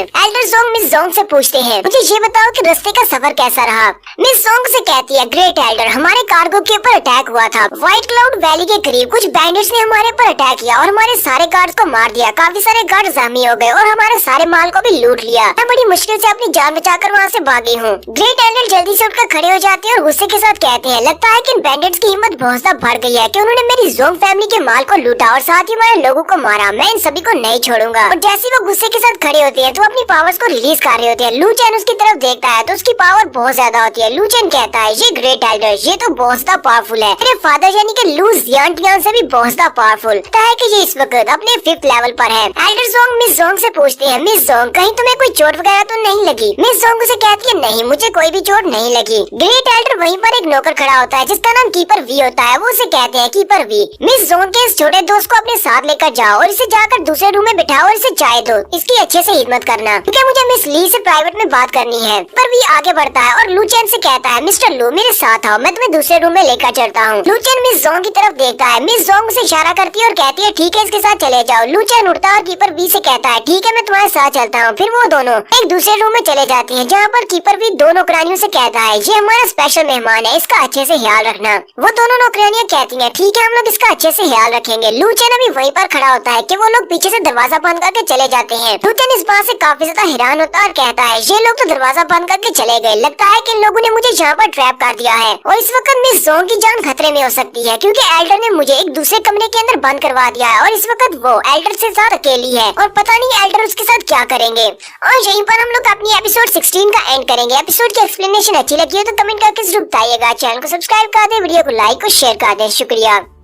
हेलो गाइस, कैसे हैं आप सब लोग। सोल हीलर की एपिसोड 17 के साथ हाजिर हूँ। अगर आप मेरे चैनल पर नए हैं और अभी तक चैनल को सब्सक्राइब नहीं किया हुआ तो जल्दी से चैनल को सब्सक्राइब कर दें, वीडियो को लाइक और शेयर कर दें। शुक्रिया। तो लास्ट एपिसोड के एंड पे हमने देखा था एल्डर जोंग लू चैन को कीपर वी के साथ एक दूसरे रूम में भिजवा देते हैं जहाँ पर उसे चाय पीने के लिए भिजवाया जाता है, लेकिन वो लोग उसे कमरे में बंद कर देते हैं। चैन वहीं पर सोच रहा होता है और कहता है मुझे लगता है कि एल्डर जोंग ने मुझे जानबूझकर यहाँ पर बंद करवाया है ताकि वो मिस ली के साथ बात कर सके या फिर उसे नुकसान पहुँचा सके। लू चैन वहीं पर खड़े खड़े सोच रहा होता है। लू चेन कहता है ग्रेट एल्डर लेवल 5 के स्पिरिट मास्टर है और ये कीपर वी ये भी मेरे ख्याल में लेवल 4 का स्पिरिट मास्टर है और मुझे नहीं लगता कि मैं इन दोनों का मुकाबला कर सकता हूँ अगर यहाँ पर कोई फाइट होती है या फिर वो मिस जोंग को मारने की कोशिश करते हैं। ना ही हम लोग यहाँ पर उन दोनों से बचकर भाग सकते हैं क्योंकि वहाँ पर गेट के ऊपर जो रजिस्ट्रेशन वाला बंदा है वो भी काफी ज्यादा स्ट्रॉन्ग है। लू चेन कहता है मुझे क्या पता था कि इस सिटी के अंदर इतने सारे महान कल्टिवेटर्स होंगे, इन सभी का लेवल मुझसे बहुत ज्यादा है, मेरा लेवल तो इनके सामने कुछ भी नहीं है, मुझे पहले अपनी स्ट्रेंथ को बढ़ाना होगा। लू चेन वहीं पर कल्टीवेट करने की स्टेज में बैठ जाता है और कहता है जबकि मैं यहाँ पर इंतजार करने के अलावा और कुछ नहीं कर सकता, कि मैं यहाँ पर किसी से फाइट भी नहीं कर सकता और इस कमरे से बाहर भी नहीं निकल सकता। चलो जल्दी से अपनी डिवाइवरिंग फाइटिंग स्पिरिट को निकाल कर चेक करते हैं कि उसको कैसे यूज करना है, उसके बारे में थोड़ा डिस्कस कर लिया जाए। तो यहीं पर वो जी फैमिली के यंग प्रिंस के साथ अपनी फाइट के बारे में बताता है। वो कहता है लास्ट टाइम जब जी फैमिली के प्रिंस ने मुझे पंच मारा था उस वक्त मैंने अपनी बेलून को सामने करते हुए उसके पंच को ब्लॉक करने की कोशिश की थी, लेकिन असल बात तो ये है कि उस वक्त डिवाइवरिंग फोर्स मेरी बॉडी से निकली थी, उसे डिवाइवरिंग स्पिरिट ने उसकी एनर्जी को कंज्यूम कर लिया था, जिसकी वजह से थोड़ी देर के लिए यंग प्रिंस के पास उसकी स्पिरिट एनर्जी नहीं रही थी, जिसकी वजह से वो वीक हो गया था। अगर तो वाकई में अपनी डिवाइवरिंग स्पिरिट को फाइट में इस तरह यूज कर सकूं तो मुझे लगता है कि मैं एक लेवल 5 के स्पिरिट फाइटर का मुकाबला भी आसानी से कर सकता हूं। तो लू चेन वहीं पर बैठने के बाद अपनी आंखें बंद करता है और अपने माइंड के अंदर जिस ड्रैगन के पास ये बैठकर कल्टीवेट कर रहा था तो वहीं उस ड्रैगन के आसपास 5 मास्टर्स होते हैं जो कि अपनी पावर्स के साथ उसके ऊपर अटैक कर रहे होते हैं और इन्हीं 5 मास्टर ने शायद इसके ऊपर अटैक करने के बाद इसको मार दिया होगा। वहीं पर लू चेन की नजर ब्रदर बियर पर भी पड़ती है तो ब्रदर बियर भी वहीं पर खड़ा होता है और यहीं पर उसके हाथ पर चोट लगी है तो वहाँ पर खड़ा खड़ा चिल्ला रहा होता है। ये सब कुछ देखने के बाद लू चेन को भी काफी बड़ा झटका लगता है और वो दोबारा से अपनी आंखें खोल लेता है और कहता है लू चेन कहता है अभी मैंने जो सीन देखा ये वाला सीन तो बीस्ट माउंटेन का सीन है जहाँ पर वो ड्रैगन की बॉडी पड़ी हुई है, ये सारी फाइट भी वहीं पर हुई होगी। मुझे लगता है कि मेरी इस ब्लैक फाइटिंग स्पिरिट का ताल्लुक उस ड्रैगन के साथ है और इस मेरे ड्रीम के साथ है। और यहीं पर लू चेन को दोबारा से ब्रदर बियर की याद आती है। लू चेन कहता है मैं तो इस बारे में भूल गया, मैंने ब्रदर बियर से कहा था कि जब मैं स्ट्रॉन्ग हो जाऊंगा तो मैं वापस जाकर उसके हाथ में दंसी हुई चीज को निकालने में उसकी हेल्प करूंगा, लेकिन अब मैं यहाँ पर आ गया हूँ और बीस्ट माउंटेन तो काफी दूर रह गई है। थोड़ी देर के बाद दरवाजा खुलता है। लू चेन चिल्लाकर कहता है कौन है यहाँ पर, लेकिन उसी वक्त दरवाजे के अंदर कोई भी नहीं आता। लू चेन जल्दी से दरवाजे के पीछे जाकर छुप जाता है और जैसे दरवाजा पूरा खुलता है तो दरवाजे के अंदर से जो भी आता है लू चेन उसके ऊपर अटैक करने के लिए आगे बढ़ता है। लू चेन कहता है हो सकता है ये ग्रैंड एल्डर हूँ या फिर ये कीपर वी हो जो कि मिस जोंग को मारने के बाद मुझे मारने के लिए यहाँ पर आ रहे हैं। वो अपने हाथ को ऊपर उठाता है और जैसे उसके ऊपर अटैक करने लगता है तो वो सामने की तरफ देखता है तो मिस जोंग होती है। लू चेन हैरान हो जाता है और कहता है मिस जोंग तुम यहाँ पर क्या कर रही हो। मिस जोंग आगे बढ़ती है और उसे कहती है मैं तो यहाँ पर तुम्हें देखने के लिए आई हूँ, लेकिन तुम क्या करने वाले थे, क्या तुम मुझे थप्पड़ मारने वाले थे। लू चेन उसे कहता है नहीं नहीं मैं तो तुम्हें थप्पड़ नहीं मारने वाला था, मुझे लगा शायद कोई और है इसलिए मैं उसके ऊपर अटैक करने लगा था, क्योंकि वहाँ से उन्होंने कीपर वी के साथ मुझे यहाँ पर अचानक भेज दिया और उसके बाद कीपर वी ने बाहर से दरवाजे को बंद कर दिया। इस वजह से मैं काफी ज्यादा परेशान था, मुझे लगा शायद ये उनका कोई ट्रैप है और वो वहाँ पर तुम्हें नुकसान पहुँचाएंगे। मिस जोंग से कहती है बुद्धू कहीं के, कीपर वी मेरा आदमी है और मैंने उसे इशारा करके कहा था कि तुम्हें दूसरे कमरे के अंदर जाकर बंद कर दिया जाए ताकि तुम सेफ रह सको, अगर कुछ हो तो मेरे साथ हो। लू चेन उसे कहता है तो फिर एल्डर जोंग का क्या हुआ, वो क्या कर रहे हैं, वो कहाँ पर है। मिस जोंग से कहती है क्या तुम्हें ग्रैंड एल्डर के बारे में पता है, मैं तुम्हें बताती हूँ। ग्रैंड एल्डर पिछले कई सालों से व्हाइट क्लाउड सिटी को मैनेज कर रहे हैं हमारी जोंग फैमिली की तरफ से। वो कल्टीवेशन के हिसाब से यहाँ पर सबसे ज्यादा स्ट्रॉन्ग और पावरफुल है क्योंकि उनके लेवल का यहाँ पर इस पूरे सिटी में कोई भी नहीं है। इस वक्त हमारे एल्डर जोंग अपनी फाइटिंग स्पिरिट के 6 लेवल पर है। लू चेन ये बात सुनते ही बहुत ज्यादा चौंक जाता है और कहता है क्या वाकई में वो 6 लेवल के मास्टर है। मिस जोंग से कहती है हाँ ये बात सच्ची है। साथ ही वो से कहती है मुझे अभी तक इस बारे में श्योर नहीं है उन सारे बैंडिट्स को उन्होंने वहाँ पर भेजा था या फिर किसी और ने। अब जबकि हमारी जोंग फैमिली के पास इतनी पावर नहीं है और हम लोग पहले से अपना सारा माल गवा चुके हैं, तो हम लोग यहाँ पर ज्यादा कुछ नहीं कर सकते, ना ही यहाँ पर किसी के ऊपर इल्जाम लगाकर किसी से फाइट मोल ले सकते हैं। लू चैन से कहता है तो फिर तुम्हारा प्लान क्या है, अब हमें नेक्स्ट क्या करना है। मिस जोंग से कहती है जबकि ली सिटी की इंचार्ज मेरी बड़ी बहन जोंग जियान है, इसी वजह से मुझे नहीं लगता कि एल्टर ली यहाँ पर अपने शहर में व्हाइट क्लाउड सिटी में मुझे नुकसान पहुँचाने का खतरा मोल लेंगे, इसलिए फिलहाल के लिए तो मेरी जान बच गई है। मैं चाहती हूँ कि मैं जल्दी से जल्दी अपने ली सिटी में वापस चली जाऊँ अपनी बहन के पास। और साथ ही हमारे कीपर वी भी है और कीपर भी काफी ज्यादा स्ट्रॉन्ग है, इसी वजह से अब कोई भी हमें नुकसान नहीं पहुँचाएगा। मिस जोंग से कहती है आज रात यहीं पर जल्दी से सो जाती है ताकि सुबह सुबह उठकर निकला जा सके। मुझे जल्दी से वहाँ पर जाने के बाद मार्शल अकेडमी के न्यू एडमिशंस के बारे में भी सोचना है, न्यू एडमिशंस को मिस नहीं करना। लू चैन मिस की बात सुनकर हैरान होता है और कहता है क्या तुम भी इस साल मार्शल अकेडमी में एडमिशन लेने वाली हो, तुम भी मार्शल अकेडमी की नई स्टूडेंट हो। मिस जोंग से कहती है नहीं मैं मार्शल अकेडमी की नई स्टूडेंट नहीं हूँ, बल्कि मेरा इस बार सेकंड ईयर में एडमिशन होना है। मैं पिछले साल ही एडमिट हुई थी। यहाँ पर हर साल एडमिशन के लिए दोबारा टेस्ट देना पड़ता है, अब जबकि मैं सेकंड ईयर में जाने वाली हूँ तो मुझे फिर से टेस्ट देना पड़ेगा। फिर साथ ही वो आगे बढ़ती है और उसे कहती है लू चैन तुम्हारा टैलेंट भी काफी ज्यादा अच्छा है, तुम काफी ज्यादा स्ट्रॉन्ग हो, मुझे लगता है कि तुम्हें भी एकेडमी में आसानी से एडमिशन मिल सकता है, तुम मेरे साथ चलो। ली सिटी में जो एकेडमी है वहाँ पर तुम्हें एडमिशन मिलेगा और ये भी कोई मसला नहीं है अगर तुम वहाँ पर टेस्ट ना भी देना चाहो। हमारी जोंग फैमिली की वहाँ पर बहुत ज्यादा चलती है, मैं अपनी जोंग फैमिली अपनी बड़ी सिस्टर से कहकर मैं वहाँ पर तुम्हारे लिए एडमिशन के लिए सीट बुक करवा दूंगी। लू चैन उसकी बात सुनने के बाद जीरू के बारे में सोचता है। लू चैन कहता है पता नहीं जीरू इस वक्त कौन सी एकेडमी में गई होगी, क्योंकि हमारे वुलिंग प्रोविंस में 2 एकेडमी वाले आए थे, अब पता नहीं उसने कौन सी एकेडमी को चूज किया है। मिस जोंग उसे कहती है तुम्हारा यहाँ पर रहने का तो कोई मतलब नहीं है, मेरे साथ ली सिटी में चलो, वहाँ पर जाने के बाद इस बारे में सोचेंगे कि तुम्हें कौन सी एकेडमी को ज्वाइन करना चाहिए और करना भी चाहिए या नहीं।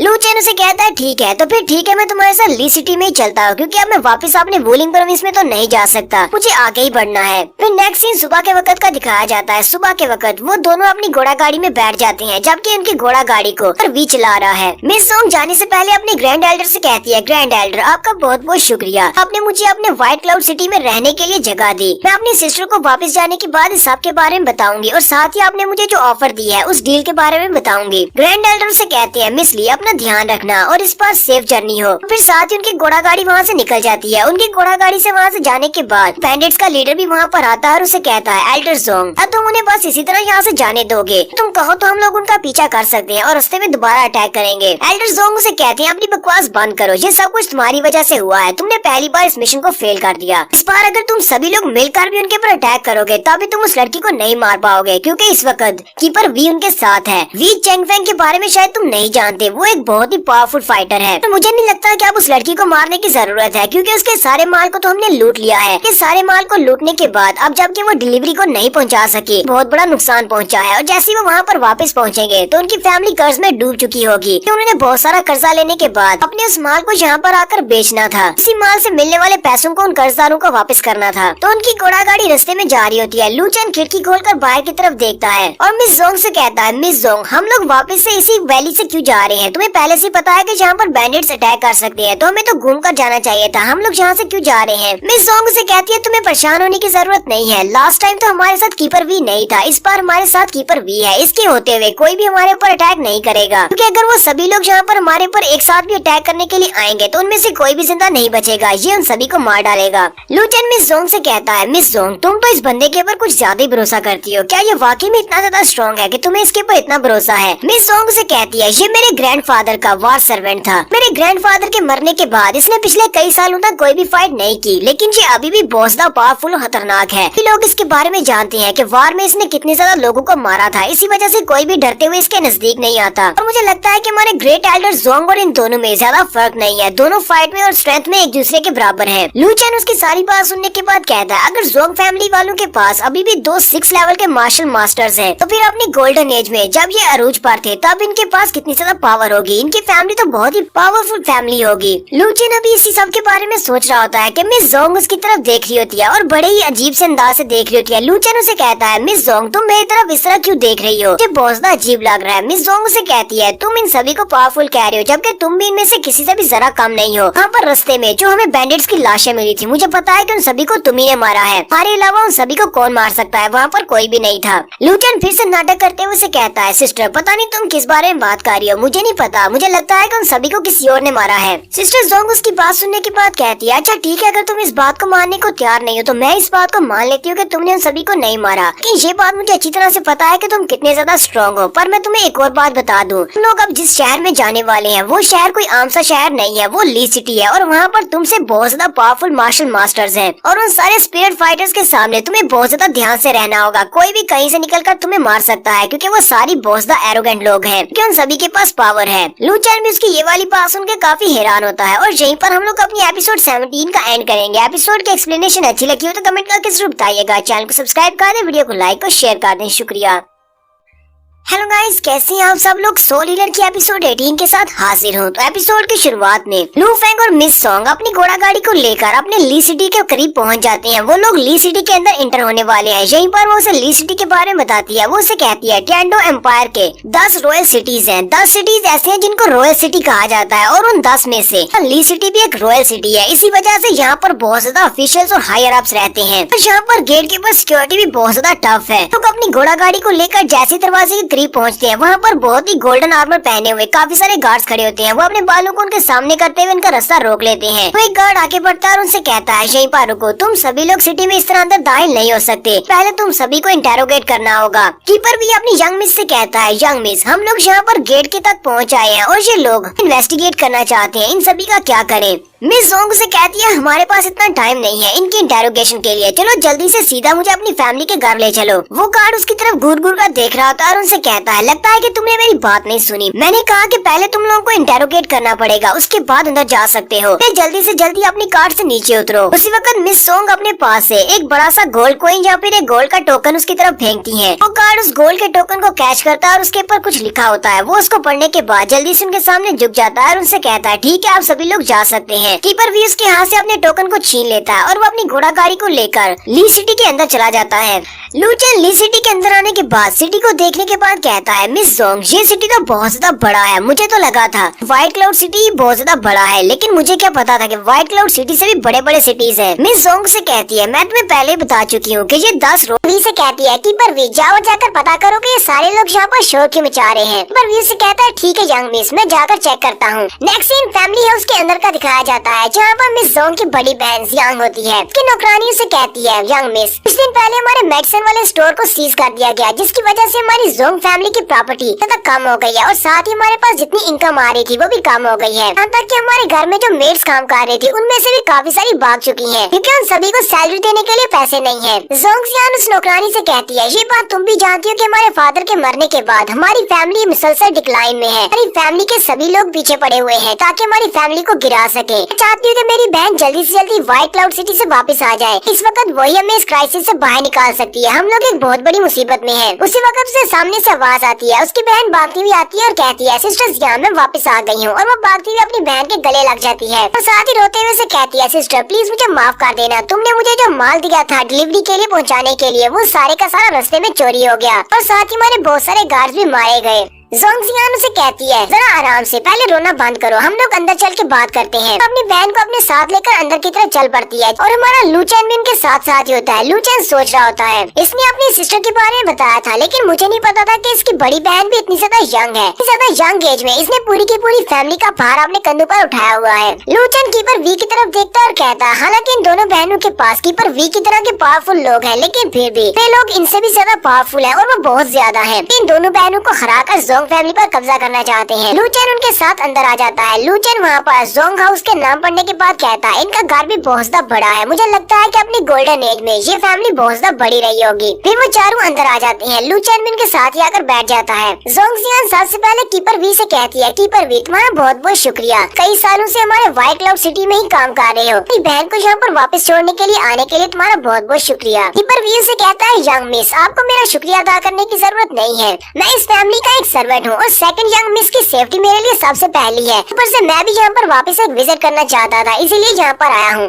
फिर मिस जियान कहती है, ये लड़का कौन है? मिस जोंग लू चैन को इंट्रोड्यूस करवाते हुए अपनी बहन से कहती है, इसका नाम लू चैन है और अगर आज मैं यहाँ पर जिंदा खड़ी हूँ तो सिर्फ इसी की वजह से। इसने वहाँ पर बैंडेड से मेरी जान बचाई थी और मुझे सेफली यहाँ तक लेकर आया है। लू चैन भी से कहता है, हेलो सिस्टर जियान, कैसी हैं आप? जोंग जियान भी काफी ज्यादा खुश हो जाती है और कहती है, ये लड़का तो बहुत ज्यादा तमीज वाला है, ऊपर से ये है भी बहुत ज्यादा हैंडसम। मुझे नहीं पता था कि इस बार तुम अपने बॉयफ्रेंड को अपने साथ घर लेकर आने वाली हो। मिस जोंग जल्दी से आगे बढ़ती है और शर्माते हुए अपनी बहन से कहती है, ये तुम कैसी बात कर रही हो, ये मेरा बॉयफ्रेंड नहीं है, इसने बस मेरी जान बचाई तो मैं इसे अपने साथ लेकर आ गई। और फिर वो अपनी बहन को इसके बारे में बताती है। वो उसे कहती है, लू चैन एक बहुत ही टैलेंटेड लड़का है, इसने वहाँ पर 20 से भी ज्यादा बैंडिट्स को अकेले मार डाला और वो सारे के सारे 2 स्टार मार्शल आर्टिस्ट थे। सिर्फ इसी की वजह से मैं यहाँ पर जिंदा हूँ। और साथ ही वो फिर से शर्माना शुरू कर देती है। कीपर वी और मिस जियान दोनों जब इस बारे में सुनते हैं कि इसने वहाँ पर 20 से भी ज्यादा बैंडिट्स को अकेले मारा है, तो वो दोनों ही इसकी तरफ घूर घूर कर देख रहे होते हैं। पर वी भी इसकी तरफ देखता और कहता है, मुझे तो लगा था कि सिर्फ एक छोटा सा बच्चा है, इसी वजह से मैंने इसके पास ज्यादा ध्यान नहीं दिया, लेकिन अब जब मैं इसकी तरफ देख रहा हूँ तो मुझे महसूस हो रहा है कि इसकी बॉडी के अंदर काफी मजबूत सोल है।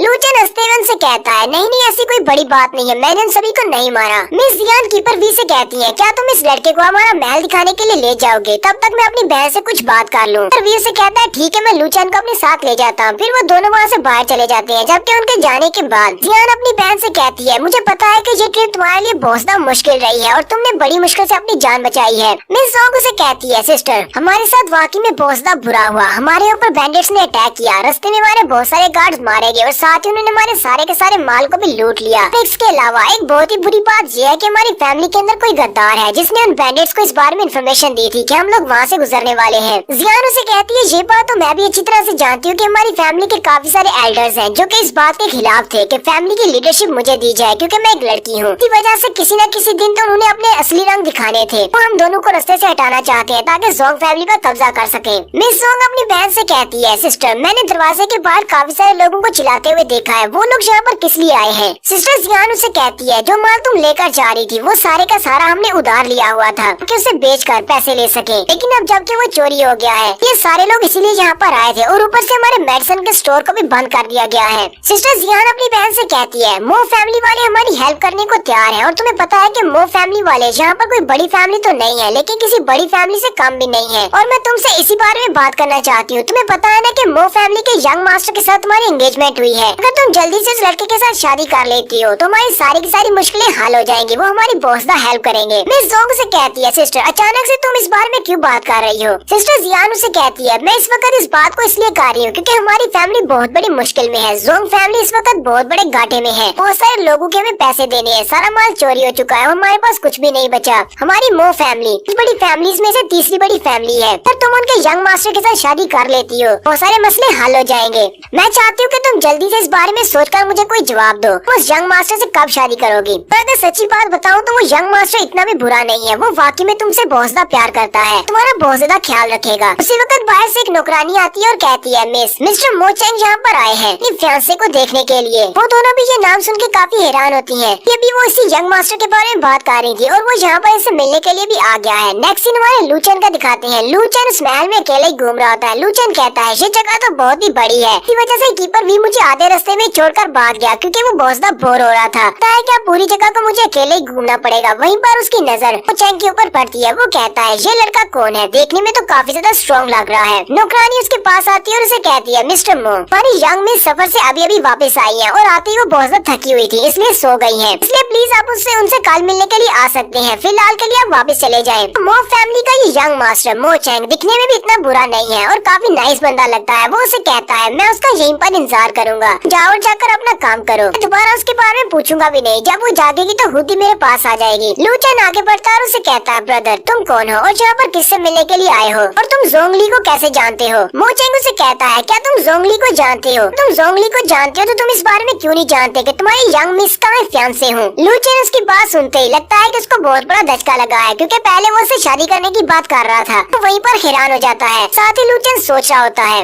मुझे उसने इस बारे में क्यों नहीं बताया कि उसका पहले से एक मंगेतर है। वो लड़की तो बहुत ही प्राउड वॉरियर है, तो फिर उसका फियांसे इस तरह का एक बड़ा सा लड़का क्यों है। उसका फियांसे तो मेरे जैसा होना चाहिए था, एक हैंडसम लड़का। मो चैंग भी उसे कहता है, लगता है कि तुम्हें मेरी बात पे यकीन नहीं आ रहा, मैं वाकई में उसका फियांसे हूँ। लू चैन उसकी बात सुनने के बाद सोच रहा होता है, अब जबकि जोंग वैली में काफी कुछ चल रहा है, पता नहीं कौन इसका दोस्त है कौन इसका दुश्मन है। चलो पहले इस लड़के को टेस्ट करते हैं, क्या ये उसके काबिल भी है या नहीं। लू चैंग उसे कहता है, तुम यहाँ से वापस चले जाओ क्योंकि हमारी सिस्टर जोंग को स्ट्रॉन्ग लड़के पसंद है, बिल्कुल अपने जैसे कि वो बहुत ज्यादा स्ट्रॉन्ग है। फिर तुम वापस चले जाओ, वो तुम्हें पसंद नहीं करती। मो चैंग उसे कहता है, ये बात तो मुझे अच्छी तरह से पता है कि उसे स्ट्रॉन्ग लड़के पसंद है, इसीलिए मैं भी बहुत ज्यादा स्ट्रॉन्ग हूँ। और साथ ही वो अपनी बीस्ट टाइप की एनर्जी को रिलीज करते हुए अपनी स्पिरिचुअल एनर्जी का पंच बनाकर सामने एक पत्थर के ऊपर अटैक करता है और उस पत्थर को भी तोड़ देता है। लू चैन भी ये देखकर बहुत हैरान हो जाता है। तो फिर नेक्स्ट एपिसोड में देखेंगे क्या लू चैन इसे यहाँ से भगाने में कामयाब होगा या नहीं।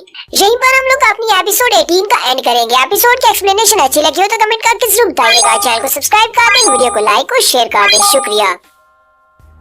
हेलो गाइस, कैसे हैं आप सब लोग। सोल हीलर के एपिसोड 19 के साथ हाजिर हूँ। तो लास्ट एपिसोड के एंड पे हमने देखा था एक लड़का जो कि मिस जोंग का फियांसे है, इसका नाम मो चेंग है। वो वहाँ पर अपनी फियांसे से मिलने के लिए आता है, लेकिन लू चेन वहाँ पर खड़ा होता है। लू चेन कहता है चलो क्यों ना इसको आजमा कर देखा जाए, क्या ये सिस्टर जोंग के लायक भी है या नहीं। उससे कहता है कि सिस्टर जोंग को बहुत ही स्ट्रॉन्ग लड़के पसंद है, बिल्कुल अपनी तरह। पर तुम स्ट्रॉन्ग नहीं है तो फिर यहाँ से वापस चले जाओ। मो चेंग उसे कहता है तुम्हें किसने कह दिया कि मैं स्ट्रॉन्ग नहीं हूँ, मैं बहुत ज्यादा स्ट्रॉन्ग हूँ। और साथ ही वो अपनी मास्टर स्पिरिट को रिलीज करते हुए सामने की तरफ पंच मारता पत्थर को तोड़ देता है। लू चेन उसकी तरफ देखता है और कहता है हाँ ये बात तो ठीक है कि ये वाकई में स्ट्रॉन्ग है, क्योंकि इसके पास 20 टाइप की स्ट्रेंथ है। और जिन लोगों के पास भी 20 टाइप की स्पिरिट होती है वो काफी ज्यादा स्ट्रॉन्ग होते हैं, क्योंकि वो मेन फोकस उनका स्ट्रेंथ होता है। लू चेन सोच रहा होता है ये इस वक्त अपने फाइटिंग स्पिरिट मास्टर के तीसरे लेवल पर है, पर ये तो काफी ज्यादा स्ट्रॉन्ग है। यहाँ पर ली सिटी में जितने भी लोग हैं वो सारे के सारे काफी ज्यादा स्ट्रॉन्ग हैं। लू चेन अभी भी मो चेंग की तरफ ही देख रहा होता है। लू चेन कहता है लास्ट टाइम मैंने अपने वुलिंग परमिस में एक 20 टाइप की फाइटिंग स्पिरिट मास्टर को हराया था, यानी ये फैमिली के प्रिंस को। ये फैमिली का प्रिंस भी अपनी फाइटिंग स्पिरिट के तीसरे लेवल पर था, लेकिन मुझे नहीं लगता कि अगर इन दोनों में फाइट हो तो प्रिंस इससे जीत पाएगा, क्योंकि इसकी स्ट्रेंथ उससे बहुत ज्यादा है। मिंग कहता है कि उस फॉरेस्ट के अंदर उस ब्रदर बियर के साथ जब मैं ड्रैगन वाले पॉन्ड के अंदर बैठा हुआ था तो वहाँ पर इतने ज्यादा प्रेशर के अंडर बैठकर मेरी बॉडी बहुत ज्यादा टफ हो चुकी है और मेरी स्ट्रेंथ बढ़ चुकी है। तो मैं यहाँ पर अपनी स्पिरिट को भी नहीं यूज करूंगा, तभी मुझे लगता है कि मैं इससे ज्यादा स्ट्रॉन्ग हूँ। तो मिंग यहाँ पर मो चेंग को चैलेंज कर देता है और उसे कहता है तुम्हारे पास काफी सारी स्ट्रेंथ है, लेकिन मुझे नहीं लगता कि इतनी स्ट्रेंथ काफी है। चलो मैं तुम्हारे सामने एक चैलेंज रखता हूँ, तुम्हें बस मेरे एक पंच को खाने के बाद यहाँ पर खड़े रहना है। अगर तुम मेरे पंच को बिना जख्मी हुए खा पाए तो मैं तुम्हें मिस जोंग के पास खुद लेकर जाऊंगा और उससे मिलवाऊंगा। मो चेंग उसे कहता है क्या तुम्हें लगता है कि तुम अपने पंच के साथ मुझे हिला भी पाओगे, क्योंकि अगर मैं यहाँ पर अपनी फाइटिंग स्पिरिट को भी यूज ना करूँ तब भी तुम मुझे हिला नहीं पाओगे, क्योंकि तुम तो बहुत ही पतले से हो। मिंग उसे कहता है चलो ठीक है अपनी बातें बंद करो, हमारी डील हुई। अगर मैंने अपने पंच के साथ तुम्हें नॉकआउट कर दिया सिर्फ एक ही पंच के साथ, तो दोबारा तुम कभी भी यहाँ पर जोंगली के लिए नहीं आओगे। मो चेंग उसे कहता है ठीक है मुझे तुम्हारा चैलेंज मंजूर है। चलो ठीक है, अपनी फुल पावर को यूज करते हुए साथ ही उसकी स्पिरिट एनर्जी को एब्जॉर्ब करना स्टार्ट करता है, जिससे लू चेंग का पंच बहुत ज्यादा पावरफुल हो जाता है और वो अपने एक ही पंच के साथ मो चेंग को पीछे की तरफ खिसका देता है। मो चेंग काफी दूर तक लुढ़कता हुआ जाता है, लेकिन वो अपने पाँव पर खड़ा होता है। लू चेंग कहता है ये तो वाकई में स्ट्रॉन्ग है। इतनी देर के बाद मो चेंग अपने मुंह से ब्लड खांसना शुरू कर देता है कि इस पंच की वजह से वो अंदर से काफी जख्मी हुआ है। लू चेंग उसके सामने खड़ा हो जाता है और सोच रहा होता है। लू चेंग कहता है ये लड़का वाकई में स्ट्रॉन्ग है। जब इसे पंच मारने वाला था तभी इसने मेरे पंच के करीब पहुंचने से पहले इसने अपनी फाइटिंग स्पिरिट को अपने सामने इकट्ठा कर लिया और एक शील्ड बना ली। लू चेंग ने अपने हाथ को पीछे की तरफ बांधा होता है। लू चेंग कहता है हालांकि मेरी ब्लैक डिवावरिंग स्पिरिट ने इसकी फाइटिंग स्पिरिट को अपने अंदर एब्जॉर्ब कर लिया था, लेकिन फिर भी इसकी बॉडी काफी ज्यादा टफ है। मेरा हाथ अभी तक दर्द कर रहा है, लेकिन मैं अपनी वीकनेस को इसके सामने शो नहीं करवा सकता। मो चेंग भी काफी ज्यादा खुश हो जाता है और अपने मुंह से ब्लड साफ करते हुए कहता है मुझे बहुत ज्यादा मजा आया, चलो दोबारा से फाइट करते हैं। मिस जोंग और जियान दोनों ही बाहर आ जाती हैं। मिस जोंग उसे कहती है तुम दोनों यहाँ पर कर क्या रहे हो, क्या तुम यहाँ पर फाइट कर रहे हो। मिस जोंग भागते हुए लू चेंग के पास जाती है और उसे पूछती है लू चेंग क्या तुम ठीक हो। मो चेंग उसे कहता है मिस ली मुझे लगता है कि तुम्हें कोई बहुत बड़ी गलतफहमी हो गई है। यहाँ पर हम दोनों फाइट नहीं कर रहे, बल्कि हम दोनों तो एक फ्रेंडली स्पार कर रहे थे, और यहाँ पर जख्मी ये नहीं बल्कि जख्मी मैं हुआ हूँ।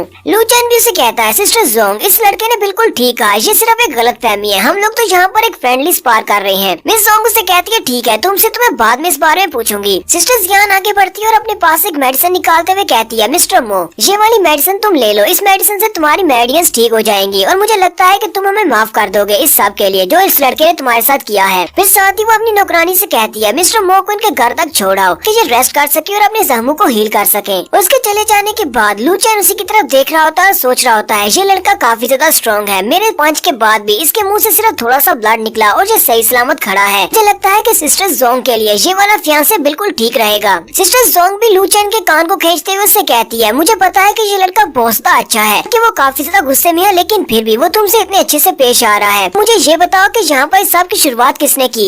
लू चेंग उसे कहता है तुम्हें तो पता है कि तुम्हारी फैमिली में क्या कुछ चल रहा है, बहुत ज्यादा गड़बड़ है, इसी वजह से मैंने सोचा कि पहले इस लड़के को चेक कर लिया जाए क्या ये तुम्हारा फियांसे बनने के लायक भी है या नहीं, कि तुम्हारा कोई दुश्मन तो नहीं है, इसी वजह से मैं उसका टेस्ट ले रहा था। मिस जोंग भी उसकी बात सुनने के बाद काफी काफी हैरान होती है और कहती है लगता है कि ये लड़का मेरी बहुत ज्यादा परवाह करता है। सिस्टर जियान भी आगे बढ़ती है और उसे कहती है क्या तुम्हें पता है कि मो फैमिली का ये लड़का मार्शल आर्ट्स में काफी ज्यादा अच्छा है और इसकी स्ट्रेंथ बहुत ज्यादा है, लेकिन फिर भी तुमने अपने एक ही पंच के साथ उसको जख्मी करके यहाँ से भेजा है। तुम तो काफी ज्यादा स्ट्रॉन्ग और चालाक हो। लू चेन उसे कहता है कि सिस्टर आपने तो बस एमी मेरी तारीफ कर दी, अब मैं इतना भी ज्यादा स्ट्रॉन्ग नहीं हूँ। जियांग अपनी बहन जोंग से कहती है तुम्हें पता है कि हमारी फैमिली में बहुत कुछ उल्टा सीधा चल रहा है, इसलिए मैंने अपनी फैमिली के सारे एल्डर्स को यहाँ पर एक मीटिंग के लिए बुलवाया है ताकि हम लोग आने वाले फ्यूचर के बारे में डिस्कस कर सके। मिस जोंग उसे कहती है लेकिन सिस्टर तुमने सारे एल्डर्स को यहाँ पर मीटिंग के लिए क्यों बुलवाया है? क्या वो सभी लोग तुम्हारे ऊपर दबाव डाल रहे हैं गद्दी को छोड़ने के लिए? सिस्टर उसे कहती है तुम्हें शायद इस बारे में नहीं पता, ली सिटी में हमारा जो मेडिकल स्टोर था वो बंद हो चुका है और हमारी बाकी की शॉप्स को भी क्लोज कर दिया गया है, और इसके अलावा जो कॉटन का माल तुम लेकर जा रही थी वो भी बैंडिट्स ने लूट लिया है और हमारे पर बहुत ज्यादा कर्जा चढ़ चुका है। और यहाँ पर इस सिटी में जितनी भी बड़ी फैमिलीज हैं वो हमारी जोंग फैमिली को नीचे गिराना चाहती हैं। उन्हें पता है कि हमारे हालात काफी खराब हो चुके हैं, इसीलिए वो सारे के सारे एल्डर्स भी यहाँ पर आकर इस बारे में बात करना चाहते हैं। कीपर वियन से कहता है काश हमारे मास्टर और तुम्हारे पिता जिंदा होते जो कि एक 8वें लेवल के स्पिरिट फाइटर थे। उनके होते हुए यहाँ पर किसी भी बड़ी फैमिली के अंदर इतनी हिम्मत नहीं थी कि वो हमारे सामने सर उठाकर बात भी कर सके। जियान उसे कहती है ये बात तो तुमने बिल्कुल ठीक कही, हमारे फादर के मरने के बाद सारी की सारी फैमिलीज हमारे ऊपर भूखे शेर की तरह टूट पड़ी हैं। उन्हें पता है कि हमारे प्रोटेक्शन के लिए यहाँ पर कोई भी नहीं है, लेकिन अब क्या किया जा सकता है, हमें अपने आप को और अपनी फैमिली को बचाना होगा। मिस जोंग अपनी सिस्टर से कहती है सिस्टर तो अब हम लोग क्या करेंगे? उसकी सिस्टर उसे कहती है मैं चाहती हूँ कि तुम मार्शल अकेडमी में वापस चली जाओ और वहाँ पर जाने के बाद अकेले रहकर अपना ब्रेक थ्रू कम्प्लीट करो, जल्दी से जल्दी एक हाई लेवल की फाइटिंग मास्टर बनो ताकि तुम भी मेरे साथ मिलकर अपनी फैमिली को प्रोटेक्ट कर सको। मार्शल अकेडमी में जाने के बाद तुम्हारा सिर्फ एक ही मकसद है, तुम्हें वहाँ पर जाने के बाद अपनी कल्टीवेशन को इतना बढ़ाना है कि तुम एक 6 लेवल की मार्शल आर्ट स्पिरिट मास्टर बन जाओ। लू चेन जियान की ये बात सुनने के बाद काफी हैरान होता है कि वो मार्शल अकेडमी में जाने वाली है। वो उसे कहता है क्या तुम भी मार्शल अकेडमी की एक स्टूडेंट हो? तुम तो एक 5 लेवल की मार्शल स्पिरिट मास्टर हो। मिस जोंग उसे कहती है हाँ ये मार्शल अकेडमी जाने वाली है और ये मार्शल अकेडमी की कभी एक स्टूडेंट हुआ करती थी, लेकिन अपने 5th लेवल पर पहुंचने पर से वहाँ पर एक टीचर बना दिया गया। अब ये वहाँ पर टीचिंग करती है। सिस्टर्स जियान आगे बढ़ती है और लू चेन से कहती है मैंने तुम्हारे बारे में अपनी बहन से बहुत कुछ सुना है, तुम एक बहुत ही टैलेंटेड बच्चे हो और मैंने ये भी सुना है कि तुमने मार्शल अकेडमी के एडमिशन टेस्ट को मिस कर दिया था। अगर तुम अभी भी मार्शल अकेडमी में एडमिशन लेना चाहते हो फिर तुम्हें रैकेट हॉल में जाना पड़ेगा और वहाँ पर जाकर किसी के रैकेट को तोड़ना पड़ेगा। लू चेन उनसे कहता है ये रैकेट हॉल क्या है? मुझे इसके बारे में नहीं पता, कि मिस जोंग को भी इस बारे में नहीं पता होता। सिस्टर जियान उसे कहती है अच्छा ठीक है मैं तुम्हें इस बारे में बताती हूँ। उससे कहती है रैकेट हॉल के अंदर बहुत सारे ऐसे बच्चे हैं जिन्होंने पहले से बहुत सारे रैकेट्स बनाए हुए हैं। अगर तुम उन सारे रैकेट्स में से किसी एक बच्चे के रैकेट को तोड़ देते हो उसके बाद हमारी मार्शल अकेडमी की एस्टेब्लिशमेंट तुम्हें अपनी अकेडमी में एडमिशन देने के लिए तैयार हो जाएगी। मिस जोंग अपनी बहन से कहती है लेकिन उन सारे रैकेट्स को तोड़ना इतना आसान तो नहीं हो सकता क्योंकि वो सारे के सारे रैकेट्स हैं। रैकेट्स का मतलब भी यही होता है कि कोई उनको पहले नहीं तोड़ पाया, और वो जितने भी रैकेट्स हैं वो सारे के सारे हमारे टेंडो एम्पायर के एलीट बच्चों ने बनाए हैं। लू चेन उसे कहता है अगर हम लोग कोशिश नहीं करेंगे तो फिर हमें पता कैसे चलेगा कि हमारी लिमिटेशंस क्या हैं? मैं जरूर रैकेट हॉल में जाऊंगा। नेक्स्ट स्पिरिट वेपन पवेलियन का दिखाया जाता है। वो एक वेपन्स वाली शॉप पर जाते हैं। सिस्टर जियान को वहाँ पर कुछ काम होता है, वो उन दोनों को भी अपने साथ लेकर आती है। लू चेन उनसे कहता है सिस्टर जी हम लोग यहाँ पर क्या करने के लिए आए हैं, हमारा यहाँ पर क्या काम है? सिस्टर जियान उसे कहती है क्या तुम्हें पता है कि यहाँ पर तुम्हें हर किस्म का मटेरियल मिल सकता है, ऐसा रॉ मटेरियल जिससे तुम अपना पर्सनल वेपन बना सको। फिर यहाँ पर तुम अपने लिए वेपन्स को भी खरीद सकते हो। यहाँ पर ऑर्डिनरी वेपन से लेकर स्पिरिट वेपन्स तक सब कुछ बिकता है, तुम्हें जो चीज पसंद है वो अपने लिए ले लो। सिस्टर जियान उन दोनों से कहती है मैं यहाँ पर स्पेशल मटेरियल्स को देखने के लिए आई हूँ, इसलिए मैं दूसरे एरिया में जा रही हूँ, तुम दोनों यहीं पर रहो और अपने लिए वेपन को सिलेक्ट करो। अगर यहाँ पर तुम्हें कोई वेपन पसंद आ जाता है तो पैसों की चिंता मत करना, वो मैं पे कर दूंगी। वहाँ पर बहुत सारे स्पिरिट वेपन्स पड़े होते हैं और बहुत सारे ऑर्डिनरी वेपन्स भी पड़े होते हैं। लू चेन उन सभी की तरफ देखता है और काफी हैरान होता है। सिस्टर जोंग उन सभी की तरफ देखकर कहती है ये सारे के सारे तो लो लेवल के स्पिरिट वेपन्स हैं। तो लू चेन से पूछती है लू चेन तुम्हें अपने लिए कौन सा वेपन चाहिए? लू चेन कहता है हमारे वुलिंग काउंटी में ऐसे एक भी वेपन नहीं है, अगर इनमें से एक भी वेपन वहाँ पर किसी के हाथ में लग जाए तो वहाँ पर सभी लोगों को मार डालेगा, क्योंकि ये सारी वेपन काफी ज्यादा पावरफुल है। लेकिन इस बिल्डिंग के अंदर तो बहुत सारे वेपन्स पड़े हुए हैं। वहीं पर एक तलवार रखी होती है। लू चेन अपना हाथ आगे बढ़ाता है और उस तलवार को उठाने लगता है, जबकि दूर से एक लड़की चिल्लाकर उसे गाली देती है और कहती है वो ड्रैगन ब्रेकर स्वॉर्ड मेरी है, उससे अपने गंदे हाथ दूर रखो। तो यहीं पर शॉप में काम करने वाला एक बंदा आगे बढ़ता है और उस लड़की से कहता है यंग मिस ये लोग यहाँ पर पहले आए हैं और उन्होंने इस तलवार को पहले देखा है, इसलिए ये तलवार उनकी है, आप यहाँ पर किसी और वेपन को देख ले। वहाँ से वो लड़की काफी गुस्सा हो जाती है और उस नौकर के चेहरे पर एक जबरदस्त थप्पड़ दे मारती है, इससे वो बेचारा नीचे गिर जाता है और उसे कहती है मुझे यही तलवार चाहिए और तुम्हारी हिम्मत कैसे हुई मेरे सामने बात करने की, तुम एक नौकर हो और तमीज से रहो। और यहीं पर हम लोग अपनी एपिसोड 9 19 का एंड करेंगे। एपिसोड की एक्सप्लेनेशन अच्छी लगी हो तो कमेंट करके जरूर बताइएगा। चैनल को सब्सक्राइब कर दें, वीडियो को लाइक और शेयर कर दें। शुक्रिया। हेलो गाइस, कैसे हैं आप सब लोग। सोल हीलर की एपिसोड 20 के साथ हाजिर हूँ। अगर आप मेरे चैनल पर नए हैं और अभी तक चैनल को सब्सक्राइब नहीं किया हुआ तो जल्दी से चैनल को सब्सक्राइब कर दें, वीडियो को लाइक और शेयर कर दें। शुक्रिया। तो लास्ट एपिसोड के एंड पे हमने देखा था लू चेन और मिस जोंग दोनों एक वेपन पेविलियन में होते हैं, जहाँ पर वो अपने लिए वेपन्स को देख रहे होते हैं।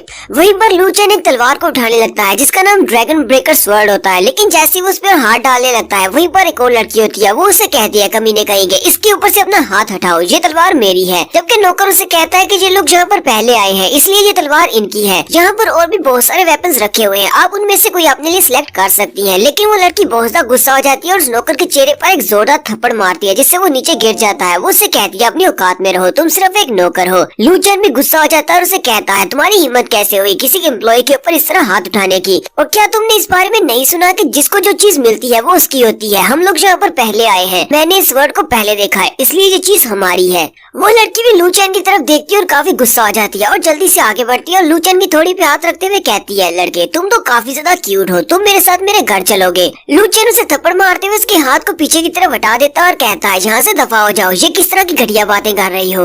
लू चेन गुस्सा भी होता है, साथ साथ शर्मा भी रहा होता है। वो उसे कहता है, अब यहाँ से चली जाओ इससे पहले कि मैं तुम्हें मारना शुरू करूँ। वो लड़की भी काफी गुस्सा हो जाती है और अपने पास से अपने हैमर्स को निकाल लेती है। उसके पास ट्विन हैमर्स होते हैं और वो भी गुस्से के साथ लू चेन की तरफ देखती है। लू चेन गुस्से के साथ उसकी तरफ देखता है। मिस जोंग जैसी उसके हाथ में ट्विन हैमर्स को देखती है वो आगे बढ़ती है और लू चेन से कहती है, लू चेन चलो यहाँ से चलते हैं। तुम्हें किसी तलवार के लिए इस लड़की के साथ फाइट नहीं करनी चाहिए, वो तो सिर्फ एक लोअर ग्रेड का वेपन है। फिर वो लू चेन को अपने साथ लेकर साइड पर हटाती है। लू चेन उसे कहता है, तुमने मुझे वहाँ पर रोका क्यों, मैं उस लड़की को अच्छा सबक सिखा सकता था, वो कुछ ज्यादा ही एटीट्यूड वाली है। मिस जोंग लू चेन से कहती है, क्या तुमने उस लड़की के हाथ में ट्विन हैमर्स को देखा है। उसके हाथ में जो ट्विन हैमर्स है वो एक मीडियम ग्रेड के स्पिरिट वेपन्स है। लू चेन उसे कहता है, क्या वाकई में उसके पास मीडियम ग्रेड के स्पिरिट वेपन्स हैं? लेकिन मुझे लगता है कि उस लड़की की कल्टीवेशन तो सिर्फ 3rd लेवल पर है, तो फिर तुम्हें उससे इतना ज्यादा डरने की क्या जरूरत है। अगर उसके पास मीडियम लेवल के स्पिरिट वेपन है तो इससे क्या फर्क पड़ता है। मिस जोंग से कहती है, वो मीडियम ग्रेड के स्पिरिट वेपन्स है और मीडियम ग्रेड के स्पिरिट वेपन्स या फिर आम जो लोअर ग्रेड के स्पिरिट वेपन्स होते हैं इन सभी को हिमली ट्रेजर से बनाया जाता है। और हिमली ट्रेजर से बनाए हुए सारे वेपन्स ही काफी ज्यादा पावरफुल होते हैं। तो इनकी 3 कैटेगरीज होती है, सबसे लो वाले होते हैं लो लेवल के, और उसके बाद मीडियम लेवल के, और फिर हाई लेवल के स्पिरिट वेपन्स होते हैं। पर इनके लेवल के साथ साथ इनकी पावर बहुत ज्यादा बढ़ जाती है। और यहीं पर इस बात से पता चलता है कि ये लड़की कोई आम लड़की नहीं बल्कि किसी बड़ी फैमिली की लड़की है जो इसके पास मीडियम ग्रेड के स्पिरिट वेपन्स है। हमारे पास जितने भी नॉर्मल वेपन्स होते हैं उन सारे वेपन्स के ऊपर हमें अपनी स्पिरिट एनर्जी को यूज करना पड़ता है, लेकिन जो स्पिरिट वेपन्स होते हैं उनके पास अपनी स्पिरिट एनर्जी होती है। इसी वजह से स्पिरिट वेपन ज्यादा महंगे और पावरफुल होते हैं। लेकिन हम लोग ऐसे किसी वेपन को अपने लिए यूज नहीं कर सकते। स्पिरिट वेपन का आपकी बॉडी के साथ फिट होना लाजमी है। अगर वो आपकी बॉडी के साथ फिट नहीं होता तो उसकी स्पिरिट कभी भी आपकी बॉडी के साथ फिट नहीं होगी और आप उनको ठीक से इस्तेमाल नहीं कर सकते। जितना ज्यादा स्पिरिट वेपन की स्पिरिट आग लगाती है और उसकी हिट ग्राउंड पर लगती है, लू चेन उसी के हैमर के ऊपर पाँव रख लेता है और उसे नीचे दबाते हुए ऊपर की तरफ जंप करता है और साथ ही अपनी बेलू को रिलीज करते हुए के हैमर को ग्राउंड के ऊपर ही बांध देता है। वो लड़की से कहती है, क्या तुम्हें लगता है कि तुम अपनी स्पिरिट एनर्जी के साथ मेरे इस हैमर को ग्राउंड के ऊपर बांध सकते हो, ये तुम्हारी भूल है। साथ ही वो अपनी पावर्स को रिलीज करती है तो उसका हैमर उन बेलू के अंदर से बाहर निकल आता है। वो लू चेन की सारी बेलू को तोड़ देता है क्योंकि वो एक मीडियम ग्रेड का स्पिरिट वेपन है। मिस जोंग भी देखकर काफी ज्यादा घबरा जाती है और कहती है, इस लड़की के स्पिरिट वेपन्स तो इसकी बॉडी के साथ बिल्कुल फिट बैठते हैं और इसकी स्पिरिट को यूज कर रहे हैं। मुझे नहीं लगता कि हमारा लिटिल लू चेन इसके साथ फाइट करके जीत पाएगा। यहाँ पर इसको बहुत बड़ा डिसएडवांटेज है, उसके पास तो वेपन भी नहीं है। वो लड़की दूर से ही अपने हैमर के ऊपर अपनी स्पिरिट एनर्जी को रिलीज करते हुए सामने की तरफ एक स्ट्राइक लगाती है और नीचे के ग्राउंड को भी तोड़ देती है। लू चेन उसके अटैक को अवॉइड करता है और कहता है, ये लड़की तो वाकई में पागल है, इससे डील करना काफी मुश्किल है, लगता है किसी ट्रिक को यूज करना पड़ेगा। वो लड़की ऊपर की तरफ जंप करती है और अपने हैमर के साथ लू चेन के सर पे अटैक करती है। लेकिन लू चेन जल्दी से अपने बाजू के ऊपर अपनी बेलू की एक पट्टी लपेट लेता है ताकि उसके हैमर के इम्पैक्ट से बचा जा सके। लेकिन उसके हैमर का इम्पैक्ट तो बहुत ज्यादा पावरफुल होता है। लू चेन ने अपने बाजू के ऊपर अपनी बेलू को लपेटा होता है लेकिन फिर भी उसकी सारी बेलें टूट जाती हैं और लू चेन पीछे दीवार के साथ जाकर पटकता है। वो लड़की भी इस बात से काफी हैरान होती है और सोच रही होती है, कहीं मैंने अपनी कुछ ज्यादा स्ट्रेंथ को तो नहीं यूज कर दिया, कहीं ये लड़का मर तो नहीं जाएगा। मिस जोंग भी चिल्लाकर उसे कहती है, लू चेन तुम ठीक हो, और साथ ही वो अपना नाइफ निकालकर उस लड़की पर अटैक करने के लिए आगे बढ़ती है। लेकिन वो लड़की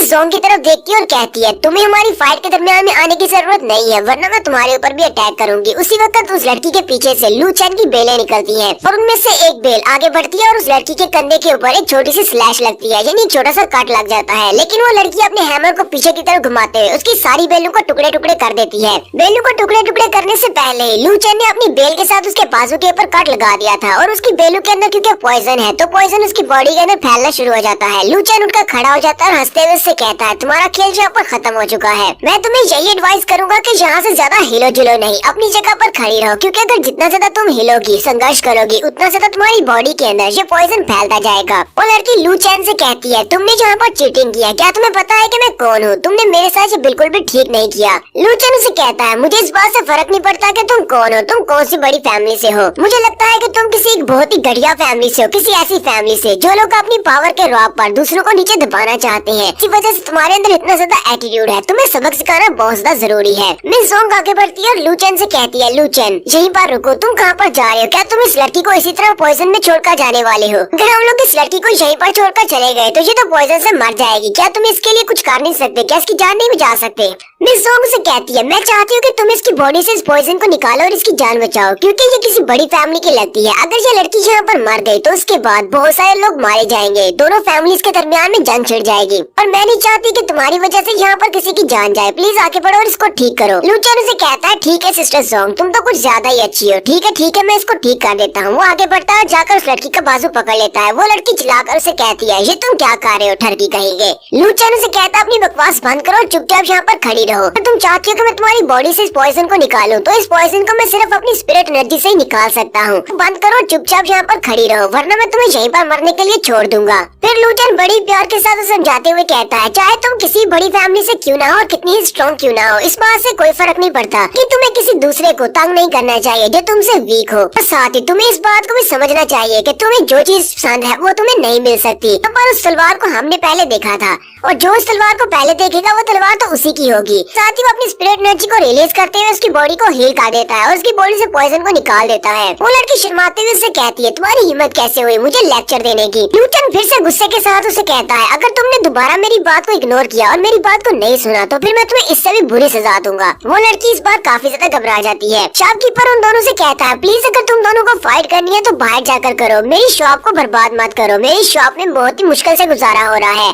फिर लू चैन सिस्टर जोंग से कहता है, सिस्टर जोंग चलो यहाँ से चलते हैं। तो मैंने इस लड़की को हील भी कर दिया है। जैसे ही लू चैन वहाँ से जाने लगता है वो लड़की उसे कहती है, रुको जरा मुझे अपना नाम बताकर जाओ ताकि मैं तुम्हें हमेशा याद रखूं। लू चैन उसे कहता है, मेरा नाम लू चैन है। वो लड़की कहती है, ठीक है लू चैन, मैं तुम्हें हमेशा याद रखूंगी और अगली बार जब हमारी मुलाकात होगी तो फिर ये इतनी आसान नहीं होगी। लू चैन मिस जोंग के साथ उस शॉप से बाहर निकल आता है और वो दोनों गली में चलते हुए जा रहे होते हैं। मिस जोंग लू चैन से कहती है, लू चैन क्या वाकई में तुम श्योर हो कि तुम ठीक हो? क्योंकि वो लड़की काफी ज्यादा खतरनाक लग रही थी, उसकी फैमिली बैकग्राउंड काफी टफ होगी। लू चैन उसे कहता है, तुम्हें परेशान होने की जरूरत नहीं है। कल रात मैंने बैठकर अपनी बॉडी को कल्टीवेट किया था जिसकी वजह से मेरी स्पिरिट एनर्जी अब काफी बढ़ चुकी है। मिस जोंग भी इसकी बात सुनने के बाद काफी खुश हो जाती है और कहती है, हाँ ये तो ठीक है। लेकिन लू चैन इसी बारे में सोच रहा होता है। लू चैन कहता है, उस लड़की से मैं बाई चांस जीता हूँ, अगर मैं वहाँ पर अपनी बेलून के पॉइजन को यूज नहीं करता तो फिर उस लड़की से नहीं जीत सकता था। उसके पास एक मीडियम ग्रेड का स्पिरिट वेपन है। मुझे लगता है कि मुझे भी जल्दी से जल्दी अपने लिए एक स्पिरिट वेपन को चूज करना पड़ेगा अगर मुझे अपनी स्ट्रेंथ को बढ़ाना है। लेकिन साथ ही लू चैन रोना शुरू कर देता है और कहता है, एक स्पिरिट वेपन तो बहुत ज्यादा महंगा है और मेरे पास इतने पैसे नहीं है कि मैं स्पिरिट वेपन खरीद सकूं। वो दोनों भी वहीं पर खड़े होते हैं कि उन्हें सामने भीड़ में से आवाज आती है। वो लोग कह रहे होते हैं, यहाँ पर तो एक राज येलो एसेंस स्टोन है। बहुत सारे लोग वहाँ पर जमा होते हैं उस राज येलो एसेंस स्टोन को देखने के लिए। वो एक स्पिरिट स्टोन होता है, लेकिन वो सिर्फ एक एपिसोड की एक्सप्लेनेशन अच्छी लगी हो तो कमेंट करके जरूर बताइएगा। चैनल को सब्सक्राइब कर दे, वीडियो को लाइक और शेयर कर दें। शुक्रिया।